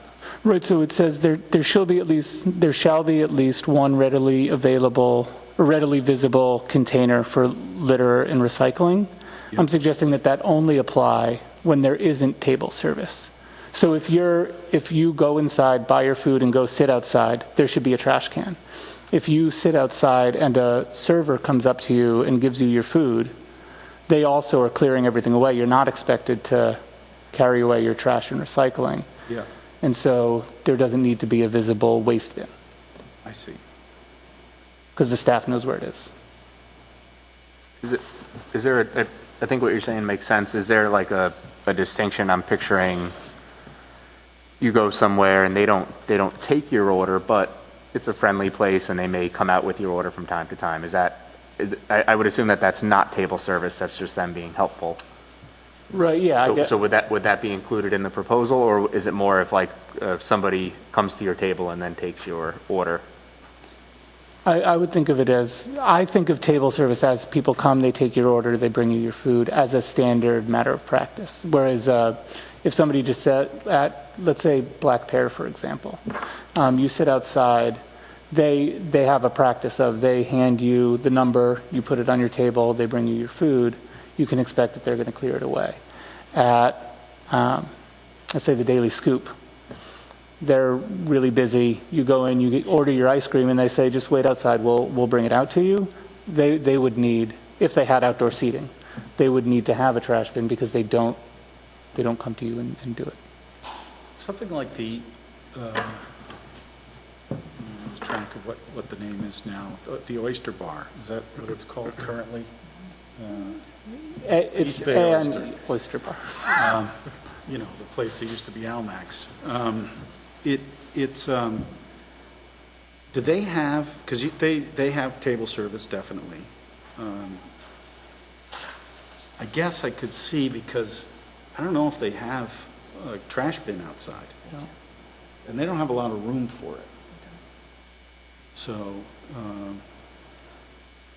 But I think to Jacob's point, they wouldn't need to because they No, have table service, yeah. yeah, I'm agreeing. I'm agreeing, because at first I'm thinking, what's the harm? You know, if I'm sort of thinking about like Nacho Mama's, there's tons of room there. They could have a place by the side of the building or something. But for Oyster Bar, it's kind of tight. It'd be tough, and you'd have to be sitting next to a garbage can. Somebody would be sitting next to a garbage can. So, yeah, I think this makes sense. So table service, let's see. I think it's the ambiance of a restaurant to not have the trash can, the recycling and the trash out in the. Yeah. Whereas a takeaway place, you sort of expect it to have. You want it. Right. Bagels, etc., for example. Delivers.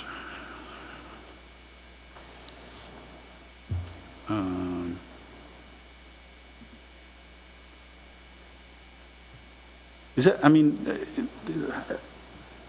just kind of, does table service sort of explain it for everybody? I think so. I just don't want to have something that's a kind of, you know what I mean. I think it's a term of art. Yeah. Okay, that looks good to me. You've added 10 p.m. daily. I have a question about that. Is 9 a.m., so I think it was changed from 11 a.m. to 9 a.m. and 10 p.m., 10 p.m. Well, so what I did was just, I removed Sunday, and every day is the same. Right. I actually, I didn't give a lot of thought to the hour itself and think should probably be earlier. That's what I was right thinking. now, Blue Kangaroo is, I think, the earliest, and they start at 7. Right. I was thinking Blue Kangaroo, Bagels, etc. probably would want to have the opportunity to let people sit outside much earlier than that. Okay, so if we change that to 7 a.m. and we kept the daily,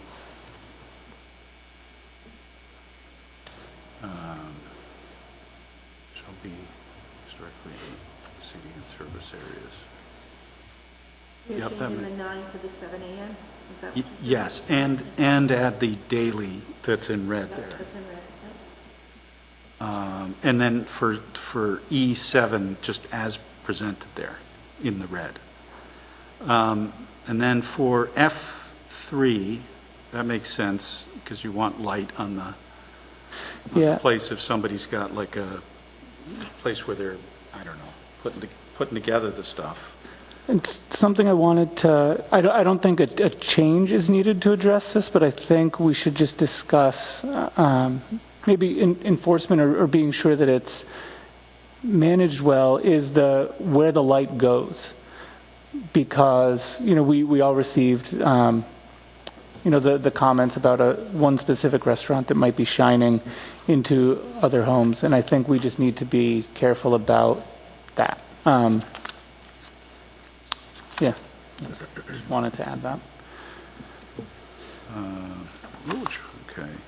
So G, That makes sense to me. Anybody have any concerns about that? G2 then is just about not creating question in other areas.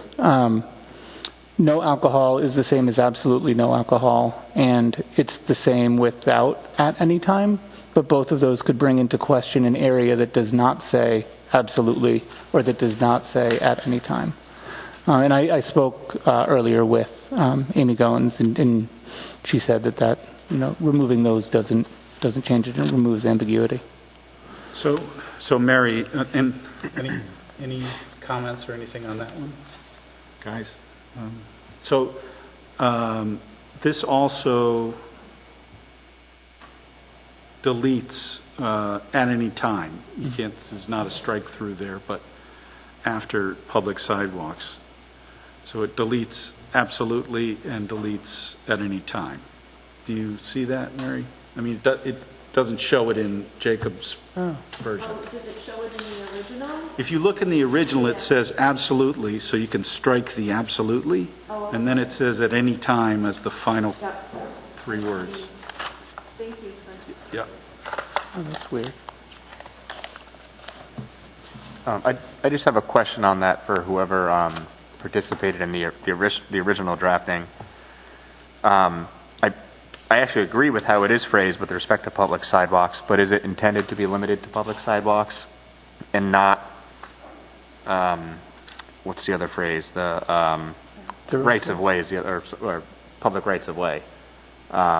Is that correct? Did I say that correctly?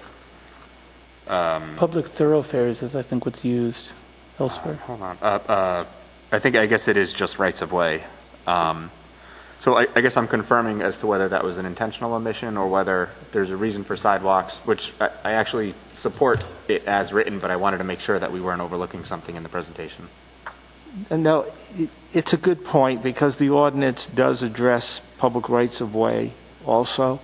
I'm not sure other than when you think of a restaurant, I'm not sure other than sidewalks what else is out there.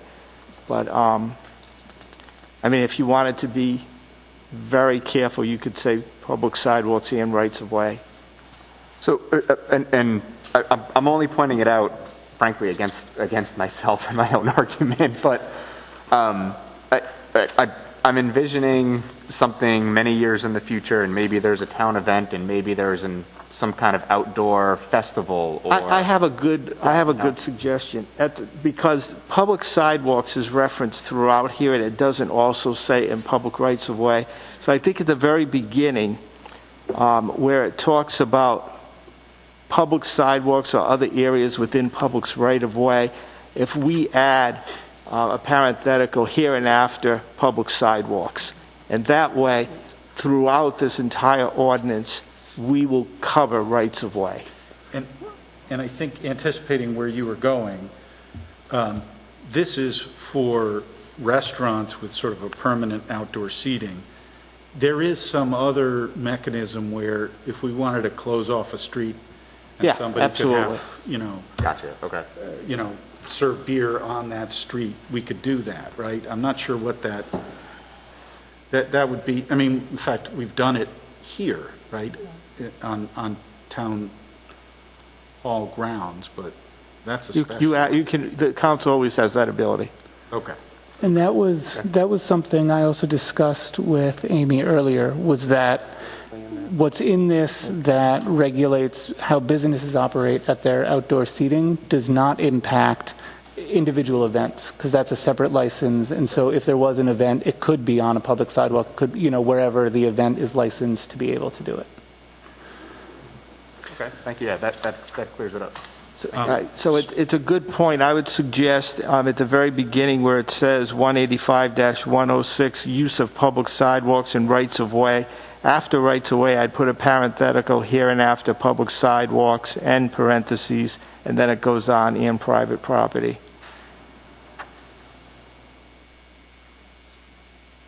Did you see that, Mary? Yep. Great.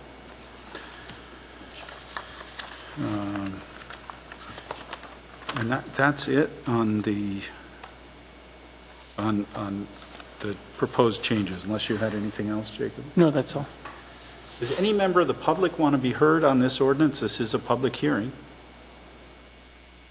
Okay, seeing none, I am, sure. I want to double check. So on the very first page, did you all agree to B? No, B1 is not. B1 is gone, I think. On the Right. other page, that's no, right? Yeah. Yes. Okay, so, okay, thank you.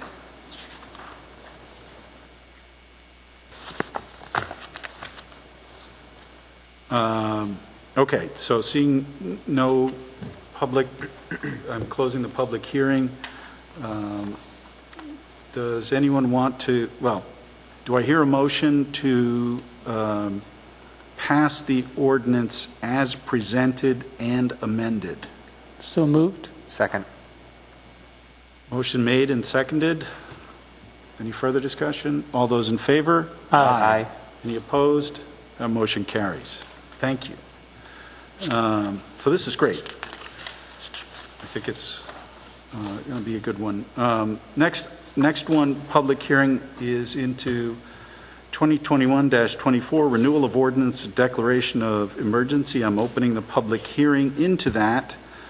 We have presented basically the same form of renewal of declaration of emergency. The only minor change that we made was to say the town manager or his successor, just so that we didn't get anybody who was questioning whether we were talking about the position or the individual.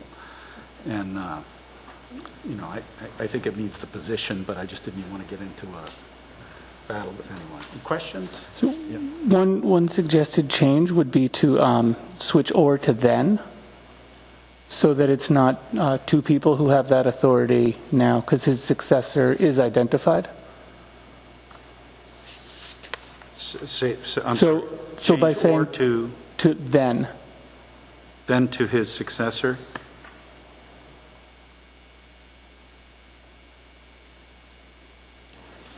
I mean, I'm sure it's a non-issue, but Yeah, because you're not a in successor theory, yet it's until two you're town people manager. who have that authority if we pass it as is.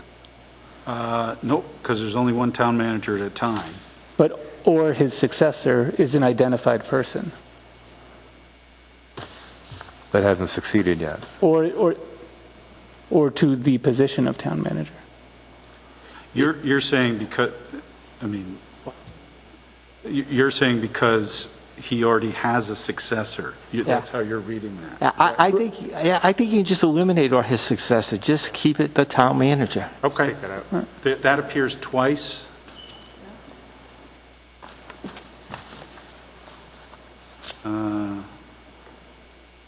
So the next sentence, it also appears, so you can just delete or his successor.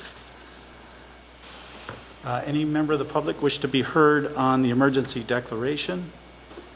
Okay, seeing no members of the public interested, I'm closing the public hearing. Does anyone want to make a motion? Well, do I hear a motion to enact ordinance 2021-24 as presented and amended? So moved. Is there a second? Second. Motion made and seconded. All those in favor? Aye. Any opposed? Motion carries. So, set agenda for Monday, January 10. The ad hoc COVID committee, do you want to do that then, or? Based on some feedback I've gotten so far, or I should say maybe lack of feedback I've gotten so far, it might still be premature. Okay. So this will be the time, introduction, ordinance amendment on short-term rentals. There's been a lot of work going on about that one. Then an ordinance amendment on Chapter 179 parking. That's in February. I have, as I mentioned, I'm going to try and poll everyone to see what a good time in January is to do a meeting. And this is just scheduling, so to do a meeting in the Brickyard Pond neighborhood so that we can walk the neighborhood, look at the conditions, you know, in situ, and talk about that. And then I think we'll be ready, you know, we can either hold a public hearing. I think there's going to be a lot of folks who want to talk about it. Hold introduce the ordinance, or we can hold a hearing first, do the same time. We can introduce it and just give folks the opportunity to be heard on it. So that'll be in February, but, and then the other thing, unless you have a question on that one. I did. What I think would be helpful would be if, before the ordinance is drafted, if we can have a talk, and I think walking through the neighborhood is a great way to do it, but I think beyond just Brickyard Pond neighborhood, if we as a council with the community can discuss what our goals are for changing the parking ordinance. What are we trying to accomplish by doing it, as opposed to just, do we want to do this specific thing or something slightly different? We can talk about what do we want to accomplish, if anything, by changing the parking ordinance, and then have it drafted based on those goals, as opposed to just responding to an ordinance. Okay, so maybe we can just have that discussion in February, but we'll have walked through the neighborhood in January to do that. And then, sure. And I'd like to have a similar discussion about the short-term rental ordinance, because that's something that the council had addressed and decided not to act on about 2 years ago. And so before we see an ordinance on that, I'd like to talk about what we would want to accomplish in doing it. I think that will be helped with a framework in place. I think the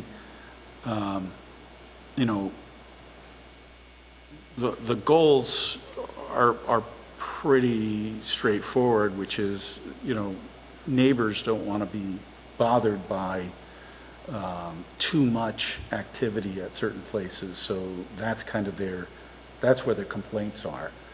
And does this address it in a way that would harm it? And so if we have the framework in place, we can talk about it at the introduction. We don't usually talk about it at the introduction. We can talk about it and we can play with it then, make changes at that time. The other thing I wanted to make sure we put on is to discuss the field report. I don't think there's any action for us to take at this point with it. I'd probably suggest it's premature for action. For some reason, I'm envisioning this one requiring a bit of discussion, just based on the report, the amount of work that went into it, and I think probably the high level of opinion and visibility in the town. I wouldn't feel comfortable making any decisions next month. Yeah, and I guess I'm wondering if it makes sense to break it up, because a big chunk of it is going to be on the turf issue. And, first of all, we don't control what happens on school property, but I think people are going to want to talk about the turf issue. And then there are other issues in terms of, I think you made some proposals on field fees or... Yeah, the bulk of the report and the recommendations are really two areas. The Haynes Park, which we've already taken action right in line with what the report is suggesting we do, and the other is the turf. And then there are some small pieces about, it recommends that we continue along the trajectory of adding 6 DPW workers. We've added the first 4, so they're recommending we add the next 2. And also some looking at fees, but that doesn't really come into play if we're not doing the other things. So there's no real urgency on acting on any of the other parts. If we're going to hold a meeting to discuss it, I think it would make sense to be a joint meeting with the school committee, because whether or not to have turf in Barrington is a townwide issue, but where it's being recommended and where it probably makes sense to have it, if we are going to have it, is on school property. So I think it really needs both bodies. Okay, so all right, I will speak to, if everybody thinks that's a good idea, I'll speak to the chair, Gina, and see if we can come up with a time to talk about this. Anything else for the... I want to get some clarification around the parking and where we're going with that, because I do feel as though this has gone on for many months, and I think it's getting a lot of oxygen, specifically in the press, which is misguided and really frankly inappropriate when we talk about dogs having access to the beach. And it continues to come up, and there's a lot, and we see it with, it's Brickyard this month, it was Nayat last month, it's going to be the next neighborhood the next month. I do want to understand what we're trying to do with it, but I think when we initially talked about going neighborhood by neighborhood, it was to really give thought and consideration to the neighbors and the concerns that they were feeling. The counter side of that is to continue to provide oxygen to this narrative that is completely inaccurate. And so I want to make sure that we're giving neighbors the respect and the dignity that they need in their neighborhoods, while limiting the discussion that we just don't need to see our town on the front page of the Providence Journal regarding something that is a completely inaccurate and settled situation. Chief Bissett went through the safety issues. It becomes a side note in the Providence Journal, and I think that we have a responsibility in the town to have a more directed and responsible conversation that is not frankly giving someone who's trying to stir the pot more pot stirring.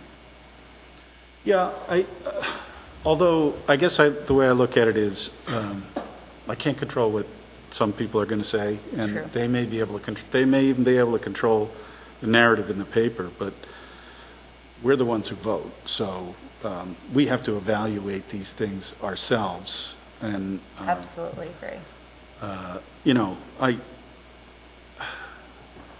I guess my question is, do we need to go back to talking about what the purpose of it is if we've already made the distinction that we're going to go forward and have these conversations neighborhood by neighborhood? I just want to make sure that this thing can be put to bed, and we have many more really important issues to discuss that we can get to. How many sessions do we think we'd need? I mean, if you consider how many individual neighborhoods you're talking about, can you combine them, and how long would this drag out, to Councilor Conway's point? Well, I think let's do the Brickyard one first and kind of see what happens with that, what kind of feedback we get. I've gotten, mixed responses from people. Some people who are okay with parking, they want some restrictions and so on. So I think we'll get a sense from that, and also a sense of how much we're biting off, and whether we could sort of do the rest all at once, do tours if we wanted to. So that'd be my suggestion. Let's do Brickyard first and see how that goes, and then we'll evaluate. Yeah, I suppose if there's a purpose to clarifying purpose, there might be an opportunity to consolidate just by taking a little more time to go through some neighborhoods and then put it into one meeting. And I think that might address some of the concerns that Councilor Conway expressed. Okay. I'm just talking this through. I'm wondering the benefit of the whole council walking through together with the neighborhoods, as opposed to folks just doing it on their own time, just to kind of understand the lay of the land and what the setup and spacing and everything that goes with that is. Because I'm assuming that part of that walkthrough will be maybe a group discussion, but that's also a discussion that we can have at a regular town meeting. Yeah. So would it make more sense to not have that additional get together, but between now and whenever it's on the agenda, each of us take it upon ourselves to walk through, take a look at it, and then we'll be well equipped to ask questions at the meeting, or have an engageful discussion with whoever's here and wants to raise issues. We can talk firsthand about what the neighborhoods, what our impressions of the neighborhoods were, and it's fit for parking or not.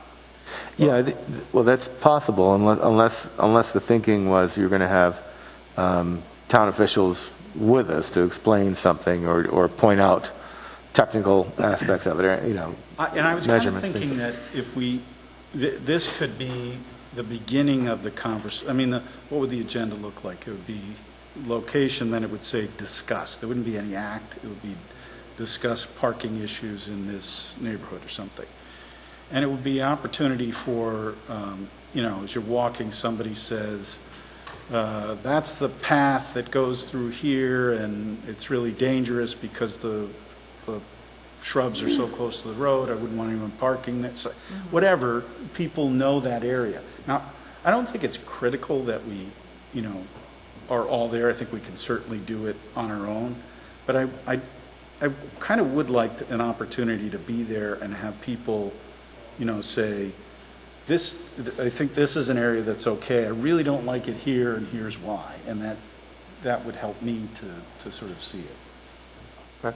I'd suggest maybe a hybrid of that and doing a walkthrough not as a town meeting, but we all have the contact information now for many people who live in that neighborhood.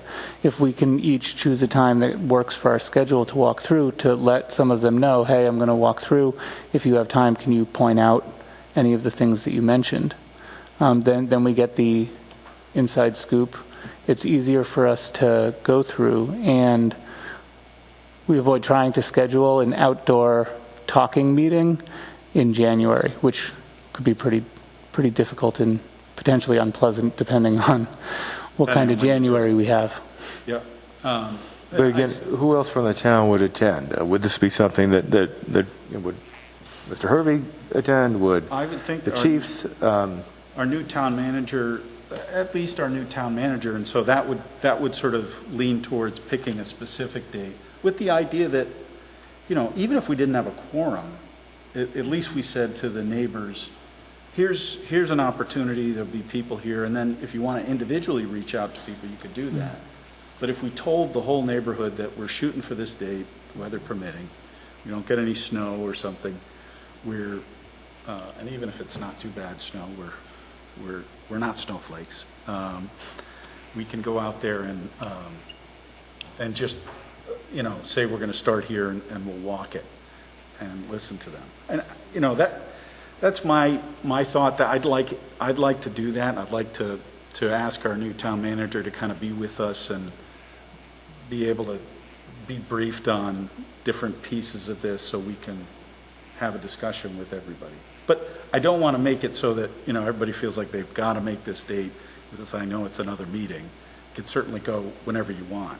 But even if two of us, if it wasn't a quorum, even if just two of us made it to it, we could still go through it. It wouldn't be a meeting. Okay. Feels like good public relations and good due diligence to do it. Yeah. So I'll send around, we'll poll for January and just see if we can make it. Anything else for the agenda? Well, I'd like to discuss the idea of creating a park at sort of the intersection of Maple Ave and County, and where we might find funding for such a park.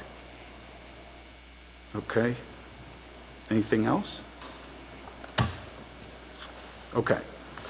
Do I hear a motion to move into executive session in accordance with Rhode Island General Laws 42465A2, collective bargaining, International Brotherhood of Police Officers, dispatch, local 555, 42465A2, litigation, opioid participation agreement, and to discuss the placement of executive session minutes from the November 1, 2021 meeting for placement on the town council agenda on January 10, 2022.